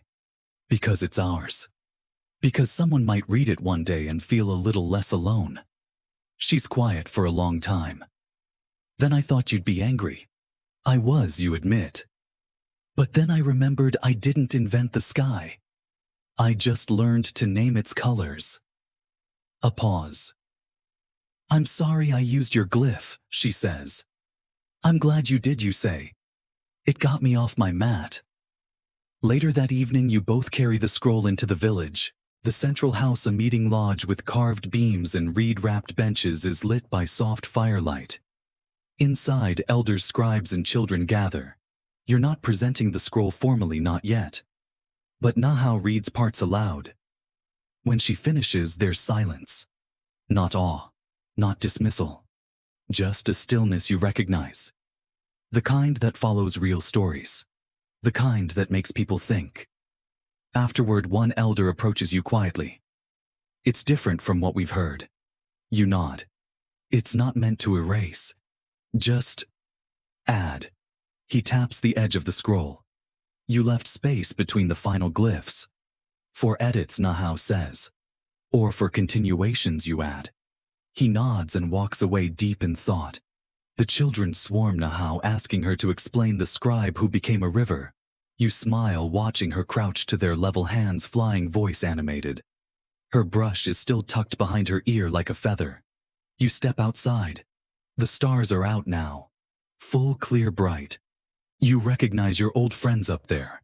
Maze Belt, the inked turtle, and your favorite, the twin comets. Tonight they're just a little closer. You sit on the steps, pull out your notebook, and begin a new entry. Toklan. Met Nahau. Real scribe. Better storyteller than me. Still working on endings. You pause, then add, truth bends. But it doesn't have to break. As you close the book, Nahau joins you. She doesn't speak, just leans her shoulder against yours, warm, solid, present. The new scroll lies safe inside the house. Still drying. Still open. And far to the north, Lockham waits, probably still debating whether your memory is a mirror or a blade. Let them. You've started something better. And you're not finished yet. The morning sun hits Tochalan like a quiet blessing. soft golden light filtering through the reed roofs, casting lattice shadows on the stone paths. The air is thick with the smell of damp earth, roasted chilies, and wet charcoal. Villagers move like water, slow, warm, intentional, carrying baskets, sweeping thresholds, exchanging greetings that stretch longer than necessary. You and Nahau sit outside the scribal house, the new scroll unfurled between you, pinned down with gourds, a bowl of tamarind paste, and a curious tortoise who has claimed the corner as a personal sunbathing platform. You've each read it twice now. It still makes you pause. Not because it's perfect, but because you both know you've carved a new line into the map of memory. Nahau stretches, cracking her fingers. You should take a copy back to Lackham. I will. You think they'll keep it? No, you say. But they'll remember it. That's more useful. You spend the morning adding small clarifications to the scroll, extra glyphs, to explain the bent arrow, one new sigil to represent shared authorship. It's a compromise glyph, a quill and two shadows, one longer than the other. You let her draw it. She hesitates. This is strange, she says, signing something I didn't start. You finished it? You reply. That's the heavier task. She grins. Historians often wonder how scrolls evolved between cities, why versions diverged, why details morphed like clouds in heat. They assume error or translation. They forget scribes talked, walked, shared food and ink and doubts. Sometimes the best edits happen over squash and laughter. Later that day, you set out again. Nahau walks with you to the crossroads just past the three-headed ceiba tree, where parrots argue about nothing and everything.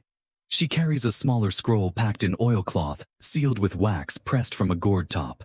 A gift, she says. The story of the woman who stole the moon and hid it in a frog. You laugh. That's a good one. I rewrote the ending, she says. The frog sings now.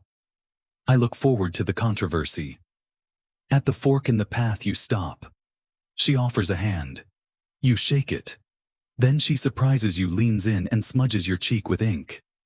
Not a marking, not a joke, just a moment. Don't let the temples tie your hands again, she says. I won't. Good. She walks back toward the village, the sun catching the ink stains down her arm like jewelry. You turn north. The path to Lackham feels different now. Not heavier. Not lighter. Just yours. You travel for 2 days. One night you sleep in a dry riverbed under stars that blink too fast, as if trying to write something with light. The next you camp beside a merchant caravan that offers you a bowl of pepper stew and a rumor a new scroll's made it to the coast. Speaks of gods who ask questions. Can you imagine? You nod without giving anything away. Just stir your stew and smile into the steam. You arrive in Lackham just as dusk settles. The city hasn't changed, but your eyes have.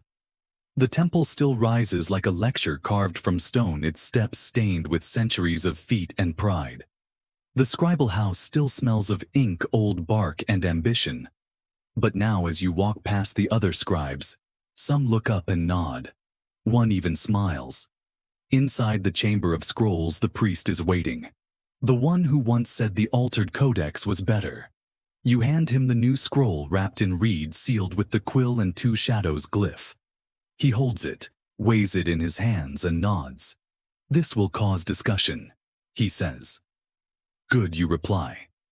Discussion is better than silence. He opens it, reads the first few lines, smiles barely. Then, to your surprise, he adds it to the central shelf. Not the locked cabinet, not the wall of curiosities.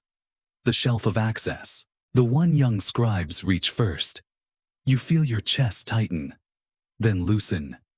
As you leave the room, a novice scribe rushes past, brush tucked behind one ear, eyes wide with discovery. You know that look. You had it once.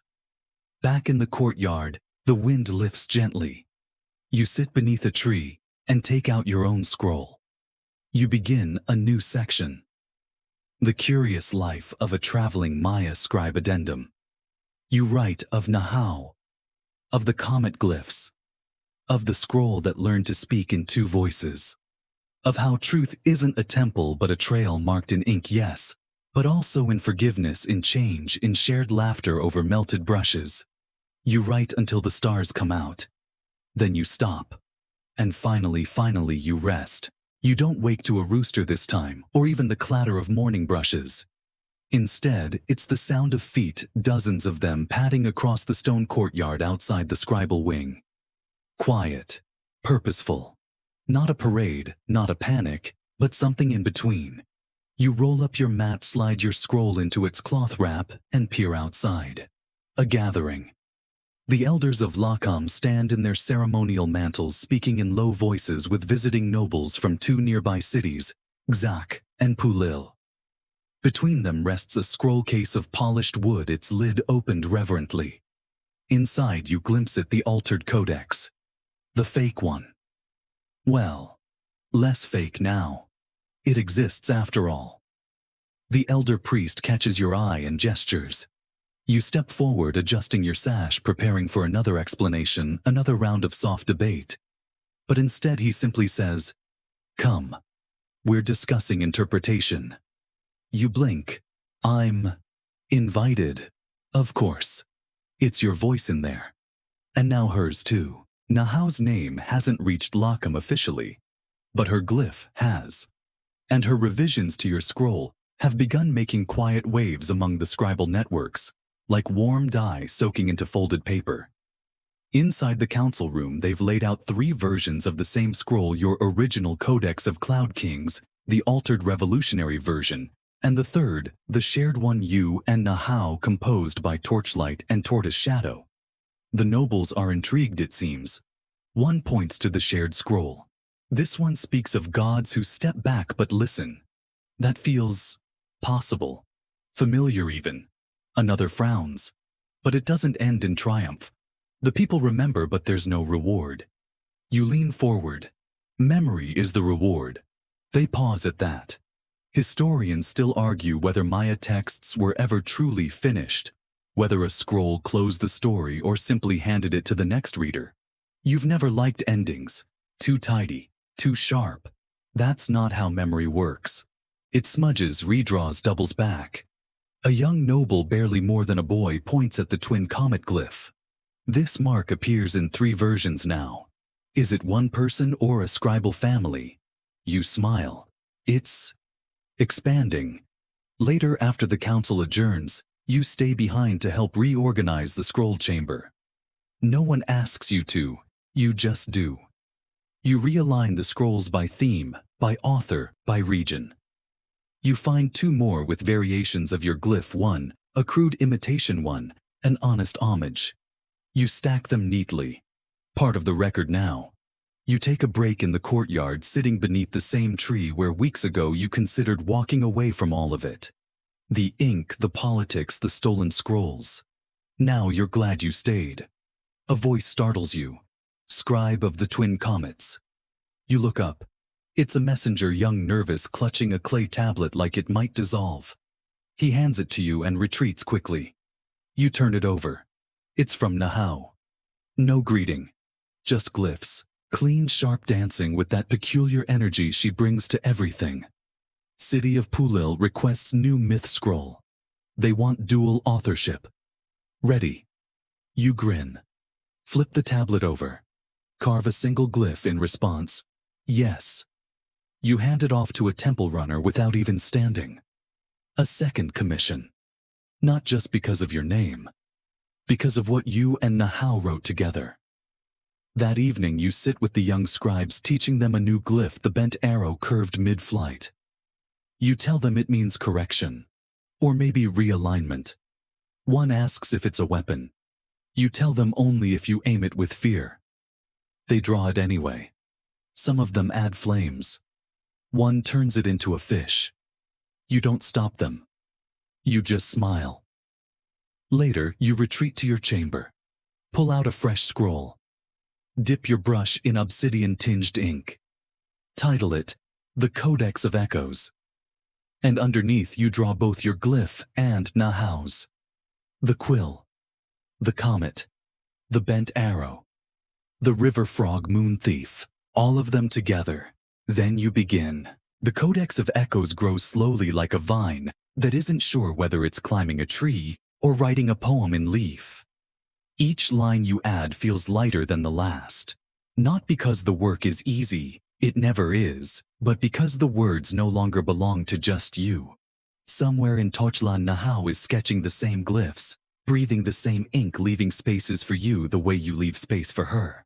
Collaboration isn't a new idea among scribes, but it was always hidden. Scribal apprentices working behind the scenes, temple initiates, correcting margins quietly, scribes, annotating someone else's glyphs with a tiny flick of disagreement. What you and Nahau are doing, though, is out in the open. Bold, equal, and Lachem notices. They don't always understand, of course. One elder says your new scroll is too lyrical. Another says it feels uncertain. You thank them both. They think they're criticizing. You know they're confirming. On your third day back in the city, a visiting scribe from the coast approaches you in the plaza. She's older, sun-darkened, with hands like driftwood and a basket full of clay inks. I read your mirrored codex, she says without preamble. The one with the ending that doesn't end. You nod. Did it work for you? She shrugs. Didn't sleep for 2 nights. Thought about gods in exile and rivers that remember names. Wrote 5 new glyphs before breakfast. You grin. Then it worked. She opens her basket, pulls out a small ink pot with swirling blue-black dye. Here, for your next mistake. You take it reverently. I promise to use it badly. She laughs and vanishes into the crowd. That night, you and Nahau carve out a plan, each of you writing alternating stanzas of a new story, sending them back and forth through couriers and travelers, each scroll bearing both your glyphs. The result is chaotic, funny, occasionally contradictory, but alive in a way most scrolls forget how to be. You're walking the city one evening, clearing your head after hours of close work, when you pass a group of children gathered near the plaza steps. One of them, a round-faced boy with berry-stained lips, is retelling your frog moon myth, completely out of order and with added thunderbirds. You stop to listen. He pantomimes a frog swallowing the moon, burping loudly, then being chased across the sky by 3 jaguars on stilts. None of that is in the scroll. It's better. When he finishes, the other children clap, and one of them says, "That's not how the real story goes." The boy crosses his arms. It is now. You walk away with a grin so wide it aches. Historians still debate when oral storytelling started blending with written myth, when scrolls stopped being just records and became partners to performance. You suspect the answer was always now. Every moment. Every telling. The next day, a temple runner brings news. A delegation from Sakaj, a mid-sized hill city, wants to commission a scroll on cooperation between scribes. Their council wants to show younger generations that writing isn't a solitary act. That truth needs witnesses, not walls. You and Nahau are asked to draft it together. You begin at opposite ends of the parchment, your brushes working inward like roots meeting underground. Your glyphs curve. Hers zigzag. You add a river. She adds footprints across it. You write question. She adds echo. Some lines don't match. You leave them anyway. The council loves it. They ask if they can hang it in the public hall so people can read it in motion, walking from one side to the other. You say yes. Nahau sends you a clay tablet that night with just 4 glyphs. We wrote movement into stillness. You carve a reply. Then let's keep moving. Days become weeks. You teach more students. Some pick up your glyphs with awe. Others rewrite them immediately and ask if theirs are better. You say maybe. Show me. You visit villages, swap scrolls, collect stories from fishermen who swear their nets, whisper poems from cooks who claim their smoke draws lost glyphs in the air. You stop by Tochlan again. Nahau is mid-argument with a stonecutter who insists gods don't need eyebrows. You side with her. Gods absolutely have eyebrows. You write a collaborative scroll on that. It gets copied. You return to Lakam and find a wall in the scribal wing freshly painted, not with gods or nobles, but with you and Nahau stylized as jaguars with brushes in their tails, arguing over where to place the rain glyph. There's a frog in the background. The comet glyph hovers above. You laugh so hard your inkpot spills. No one scolds you. Instead, they refill it. And outside, a group of younger scribes copies the wall painting into their practice scrolls. Not just the jaguars, but the mess. The argument. The joy. That night alone in your room, you draft a quiet note in your personal scroll. My name was mine. But the story never was. Then you cross it out. And write instead, the story was always ours. It just took us a while to learn how to hold the brush together. A gentle rain settles over Lakam, tapping at the clay tiles and turning the courtyard into a shining maze of puddles. You watch the drops slide down the walls of the scribal house, trailing over painted glyphs and new signatures that weren't there a year ago. The city feels changed. More voices, more questions, more laughter echoing down the hallways. You sit by the open window, rolling Nahau's latest scroll between your hands. She's written a poem about frogs and moonlight, of course, but woven through it are jokes at your expense and subtle corrections to your favorite metaphors. You can almost hear her laugh, quick and sure in every line. It's become a ritual now, exchanging scrolls, critiquing, adding, teasing, rewriting. The scrolls pile up between Lakam and Tochlan, carried by runners who've learned to expect extra cacao and the occasional sketch of an annoyed parrot as their delivery fee. Today, the scroll you've received is different.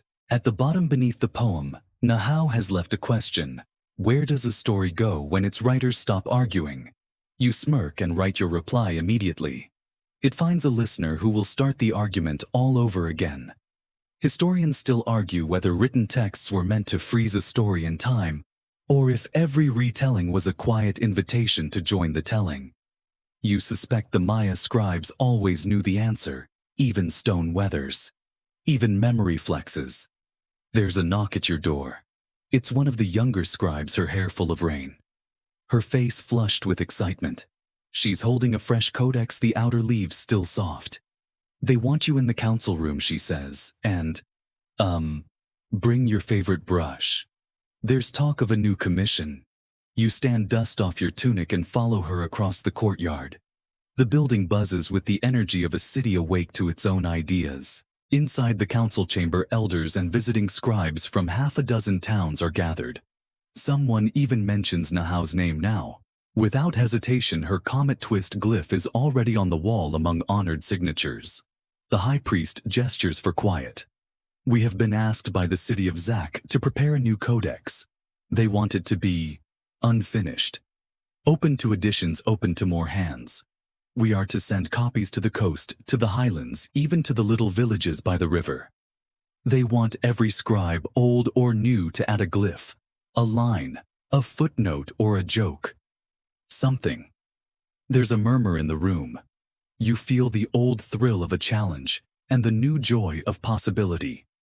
You are handed a fresh blank codex, the largest you've ever seen. The parchment is smooth, its surface inviting, like a road waiting for the first traveler. Would you and Nahau start it? The priest asks. You nod, a little awed. That evening, you light a lamp, sit beside the open window as the rain softens, and write the first line. Memory begins in many voices. Let this scroll be one of them. You leave space beneath it intentionally. More than enough for Nahau's reply, and for a dozen, 100, 1,000 more names, stories, jokes, questions. The next morning, you send the codex south by runner. Nahau will see it first. She will add her line, her mark, and then it will go on. The world feels wider than it did. That night you step into the scribal courtyard, watch the younger scribes practice, and see a girl copy the opening line onto her arm, with berry juice, giggling as her friends pretend to edit it with clay. You smile. You realize finally that the life of a traveling scribe is not just measured in the scrolls you write, but in the stories that follow after you, like footprints you never meant to leave, but that others will use to find their own way. The rain ends. The night is soft and humming. You rest with your window open, the scent of wet earth drifting in your dreams alive with voices yours, Nahao's, and all the others still waiting for their turn. The days turn slow and golden. Lakam becomes a city of stories, the kind that settle in the joints of old stone, and in the laughter of young scribes as they race between the library and the painted walls. Your time is divided. Some days you walk the city's markets listening to merchants retell Nahao's moon-stealing frog myth, now with a talking lizard sidekick. Other days you sit quietly under the big courtyard tree, coaching students through tangled glyphs, letting their mistakes become part of the living memory. The codex you and Nahao started is growing at a pace that surprises everyone. It's never in one place for long. Sometimes you glimpse it being carried by a messenger tucked under an elder's arm, or lying open in the shade, while a cluster of children argue over who gets to add the next footnote. Every mark, joke, correction question is there for all to see. Even the jokes in bad taste stay because someone inevitably finds them funnier with each retelling. One afternoon, a group of scribes from Pulil arrives. They've brought a contribution, a poetic record of a river festival, written entirely in blue ink with margins full of drawings of ducks wearing ceremonial hats. They ask you to witness as they glue it with a mixture of maize paste and stubborn optimism into the codex. You do solemnly, and then add a little annotation. No ducks were harmed. All hats were returned. The codex now includes lines from highland villages, footnotes from coastal priests, and a short play about a lopsided rain god who can't keep his cloud in one piece. Sometimes the stories contradict. Sometimes the footnotes argue with the main text or with each other. You realize with a kind of delighted relief that the codex is exactly what you always hoped your work would be: unfinished, unruly, alive. You send regular updates to Nahao. Sometimes she sends back replies written in rhyme, or stories retold entirely from the point of view of the frog. She's started adding her bent arrow glyph beside yours now, as if to remind you both that memory doesn't march in straight lines.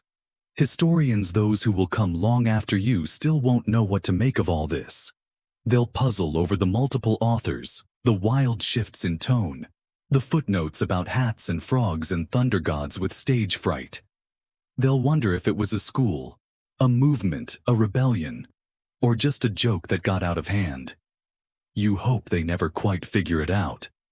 Late one evening, as you watch a storm roll in from the west, a young scribe approaches with a bundle of fresh bark paper. "Will you help me with a new glyph?" she asks. "It's for hope. Or maybe for home. I'm not sure which yet." You nod, and together you sit by lamplight, sketching and erasing, laughing at how easy it is to blur the line between the two. As the wind rattles the shutters, you realize that being a traveling scribe is no longer about distance, or even about fame. It's about staying long enough for others to find their own voice, then having the grace to let them write beside you. And somewhere out there the codex travels on. You wonder sometimes what it will become. But for now, it's enough to know you helped start it, and to trust that the story and all its voices will never truly end. The rainy season lingers. You find yourself indoors more often, the familiar tap-tap of water on clay roof tiles, a rhythm for your thoughts and your writing. It's in this slower, quieter time that the stories deepen. You spend hours beside other scribes' heads bent over the codex, exchanging stories, not just with words, but with long silences, with shared glances, with hands passing the same brush back and forth. Nahao sends you a tablet every few days, sometimes a single new glyph, sometimes an entire fable. One day it's a joke about a parrot who tries to forge a king's signature and nearly ends up as royal soup. The next, a quiet meditation on rivers, time, and forgetting. Her lines always surprise you, always leave you thinking. You answer with your own inventions, your own memories. Some you share with her. Others you tuck into the codex for some future scribe to stumble across and question. The council invites more villages to send their stories. A runner arrives from Zach with a scroll written in alternating blue and red lines, a record of a dream festival where everyone was tasked to record the wildest dream they could remember. The scroll is a marvel crocodile-drawn chariots moons that sing mountains that walk on chicken legs. You add a footnote, I dreamed I was a scroll, and everyone kept writing on me upside down. Children are now official contributors. Some lines in the codex are almost unreadable, scrawled by tiny, unsteady hands.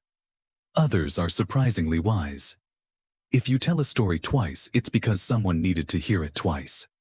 That one you inscribe in the margin, a gift from a 6-year-old who once tried to eat your ink. You reflect as the pages fill on how your job has changed. No longer just a recorder or a witness, you're now a kind of gardener tending stories, pulling up weeds when needed, but mostly letting wildflowers grow where they will. You teach new scribes not just how to hold a brush, but how to listen, how to wait for another hand to finish the line. Historians still argue whether this codex is history or just folklore. But in the hush of a rainy afternoon, as the stories sprawl across the pages, you know the truth. It is both. It is all. It is the sound of a whole people dreaming together, and the memory of their waking hours tangled and true. One afternoon, an old scribe named Mutal, who claims to have met your great-uncle and is probably lying, brings you a worn page filled with faded glyphs. This was my first story, he says. I never dared add it to the codex. Would you? You read it, awkward, uncertain, funny, in places it shouldn't be. But it's honest. You glue it in right in the middle of the festival pages. Mutal weeps, then laughs, then brings you a bowl of hot maize soup as a thank you. That night, you and Nahau trade another round of stories by runner. You end yours with a question. How will we know when the codex is done? Her answer arrives a few days later. Short and perfect, when the last reader turns it into a pillow and dreams. You smile, close the codex for the night, and listen to the rain. The work goes on, and you're more a part of it than ever, teacher, partner, witness. And always still the traveling scribe with comet glyph hands and an eye for unfinished endings. With each passing moon, the codex becomes more than just a collection. It's a crossroads of cities, of families, of the wildest imaginations and the deepest worries. News of it spreads, and with it people's desire to leave their mark. Some trek for days, bringing a single joke or a memory of a rainstorm or a blessing for a newborn, eager to see their brushwork on a page already covered with voices from faraway hills and river mouths.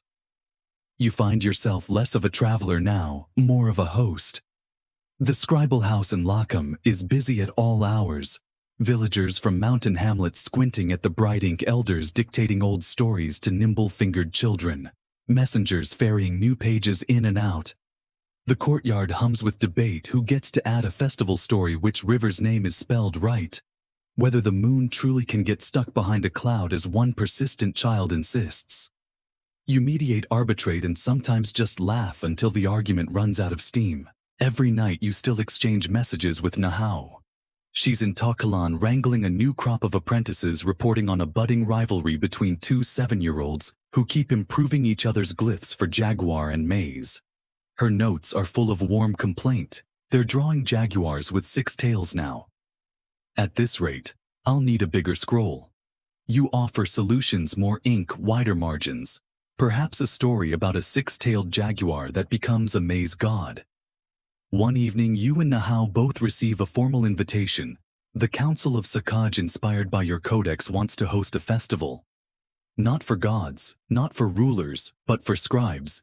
A gathering to celebrate all who record, embellish, argue, and remember. You're to be guests of honor, along with a delegation of children and elders who have made the codex what it is. The day of the festival arrives, and you walk north with the codex cradled in your arms, the parchment now so thick it needs 2 hands to carry. The road is lined with well-wishers, musicians playing old melodies, farmers tossing flower petals, children waving painted scrolls. The festival itself is a beautiful chaos.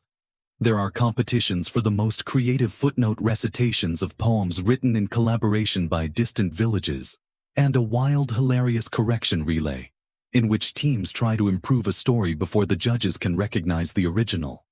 You and Nahau are asked to give a speech, but instead you offer a new story. Together, improvised on the spot, a moon that keeps getting lost, a frog that keeps finding it, and a comet that decides to stay a while and listen.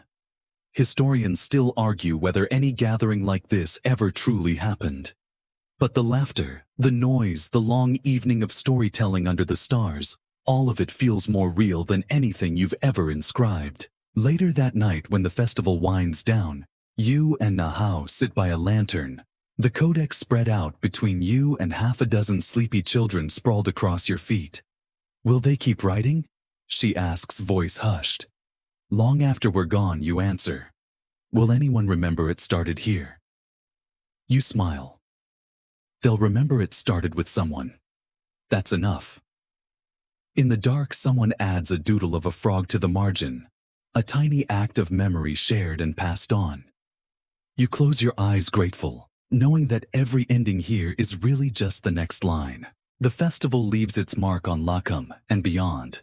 For days after, the city bustles with visitors, and the codex grows even more quickly, new leaves sewn in by eager hands.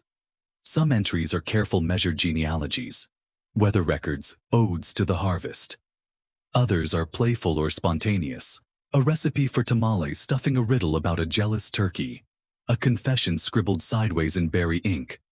I once swapped a priest's sandals for left feet. He never noticed. You become something of a legend yourself. Scribes from distant cities greet you by your glyph instead of your name.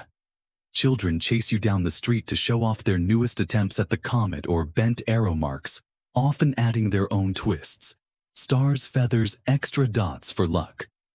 A group of market women composes a ballad about your epic journey for the truest ink, complete with a chorus of clapping and the occasional squawking parrot impression. It would be easy to step back now, let the codex carry itself, but you find you can't. You've never been more rooted. Ironic for someone who once measured his days by the length of the trail behind him. Now you measure them in conversations, in the rustle of pages being turned, in the laughter rising from the scribe's house every evening. You and Nahau continue your exchange, but the conversation has shifted. No longer just scrolls. Now it's quick visits, debates over dinner, shared walks through the festival-painted streets. Sometimes you work together side by side, drafting new festival sections, smoothing disputes, gently guiding novice scribes as they struggle to translate dreams into glyphs. One afternoon, an elder scribe named Chulel presents you with an old stela he's found buried near the old city gate. The glyphs are faded, but you recognize one, a comet, awkward but unmistakable, carved centuries ago. The city council asks you to interpret it, and as you decipher the inscription, you realize it's a record of a long ago gathering of storytellers, their names and marks echoing across time. Historians will debate whether the old stories inspired you, or if your work breathed new life into theirs. You suspect both are true. Memory, after all, is a circle. One evening, as you sit in the scribe's courtyard, children gather around for a bedtime story, not from a scroll, but from your own voice. Nahau is there too, laughing as you improvise a tale about a moon-chasing frog, a comet who never forgets a friend, and a scribe who learns that the truest stories are the ones that let others add their lines. After the children drift off, Nahau asks if you could write one last glyph. What would it be? You think for a long moment, brush poised over the page. A door, you say at last. One that never locks. One anyone can walk through. She nods, eyes shining. Then let's draw it. Together you sketch the glyph in the margin of the codex, a simple open door, flanked by the comet and the bent arrow. You leave it unnamed, a silent invitation to everyone who comes after. As the stars blink into view, you rest your head on your arms and listen to the voices of the city storytellers. Scribes, dreamers carrying the codex forward into the night. Dawn in Lacum is never quiet, not anymore. You wake to the shuffle of sandals, the splatter of water jars, and the musical clatter of brushes on the washstones outside the scribe's house. The codex sits in its honored place by the open window, pages rustling, as if the wind itself is searching for a favorite story. You and Nahau walk the market together, savoring the luxury of ordinary errands, bartering for ink ingredients, greeting friends, stopping to listen as a child retells the festival's wildest tales, now with added dragons and at least 3 missing shoes. In every corner, the city vibrates with stories. You feel them almost physically tugging at your sleeve, gathering at your feet, swirling around your comet glyph like moths to a candle. Soon, you know the time will come to pass the codex on again. Already runners from new villages arrive almost daily, some with precious scraps of bark, others with nothing but a spoken story, and hope that someone will write it down. You and Nahau spend your days transcribing teaching editing. Though editing now usually means adding a question or an empty margin just to see who fills it. On a soft afternoon, the council convenes to decide the codex's next journey. You propose that it travels not as a treasure to be guarded, but as a guest to be welcomed, moving from city to city, village to village, never locked away, always open to new hands and new voices. The idea excites the council, though one elder jokes, "We'll need a bigger satchel." The whole hall erupts in laughter. Before the codex leaves, La Cama ceremony is held in the central plaza. Scribes and townsfolk gather along with musicians, dancers, and a line of children waving ink-stained banners. Nahau stands beside you as the codex is lifted, cradled like a sleeping child, then handed to a trio of young runners, the next custodians. In your final speech, you tell the crowd, a story grows when it moves. Let the codex wander as we once did, and may it return to us heavier, with hope and laughter. Nahau adds, and if you find an empty page, don't be afraid. That's where your story goes. The runners take off north, vanishing into the patchwork of hills and fields, followed by cheers, singing, and the flutter of banners.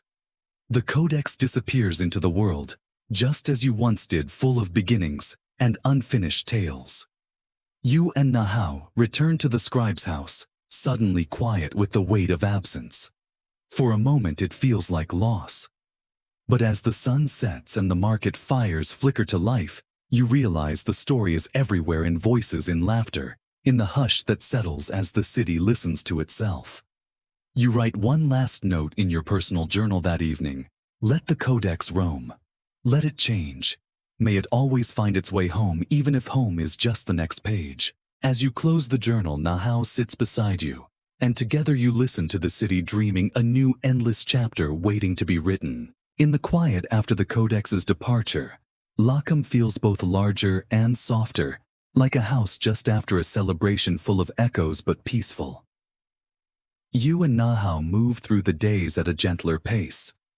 No scrolls to rush, no festival to organize, no urgent debates about six-tailed jaguars or the right color for thunder. You spend mornings tending the scribe's garden, afternoons helping novices perfect their first real signatures, evenings walking the city under lantern glow. Without the codex, the scribe's house has room for new projects. Nahau starts a mural on the courtyard wall, a winding river made of glyphs with little doors and windows for anyone to add their own creatures or boats. Children and elders gather, painting frogs, comets, bent arrows, and new inventions. You add your old jaguar, but this time you let someone else draw the eyes. You keep writing, of course. Every night your journal fills with the small wonders of ordinary life, an apprentice's first joke, a rainy afternoon spent inventing names for clouds, the return of a runner with news from the codex's travels, a city that rewrote a harvest myth, a child's drawing of a three-headed maize god, a new recipe for ink using wild plum, and something politely called mystery moss. Nahau's messages change too.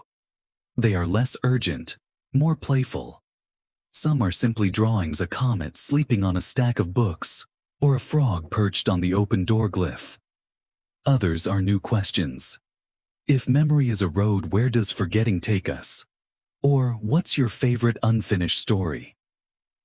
Historians, you realize, will never understand this part. Not the scrolls or the ceremonies, but the slow delight of watching people build something together, messy, hopeful, never done. The codex was only ever the beginning. One evening, as the city cools and fireflies wink in the shadows, Nahau joins you beneath the mural. She brings out the last blank corner and hands you a brush. "Will you finish it?" she asks. You shake your head and pass the brush to a small child standing nearby. No, you say. Let's see what comes next. As the child draws a crooked doorway that somehow looks exactly right, you and Nahao lean back against the wall. The river of glyphs flowing past you, open and endless. The city around you breathes with quiet happiness. You watch content as the world writes its own way forward, one mark at a time. And now, as the day fades and the last voice is quiet, you find yourself settling into the slow, steady comfort of rest. The world outside the window hushes, the warm air soft on your face, scented faintly with wildflowers and old parchment. You let your mind wander, drifting through memories of journeys of laughter by the fire, of gentle arguments and shared jokes. Your hands, once busy with ink and scroll, relax in your lap. You hear distant music, the lull of a story told in half-sleeping voices. The city dreams on around you, its heartbeat steady, its people tucked into homes, or dozing beneath a sky scattered with quiet stars. You remember the feeling of traveling feet on the cool earth, the weight of the satchel, the thrill of unknown roads. And you remember the joy of returning, finding friends, finding meaning, finding that the greatest stories are the ones that grow with others. So now you let the edges of thought soften. You picture the codex still journeying, still open, still gathering stories under 1,000 different moons. You know that somewhere a child's hand is adding a new glyph, a laugh, a hope. The quiet of the night wraps around you like a soft cloak. You are safe. The world is unfinished, and that is its deepest comfort. Let your breath slow. Let your heart rest. For tonight you are simply part of the story, and there is nothing more you need to do. Sleep well, scribe. The story will be here when you wake.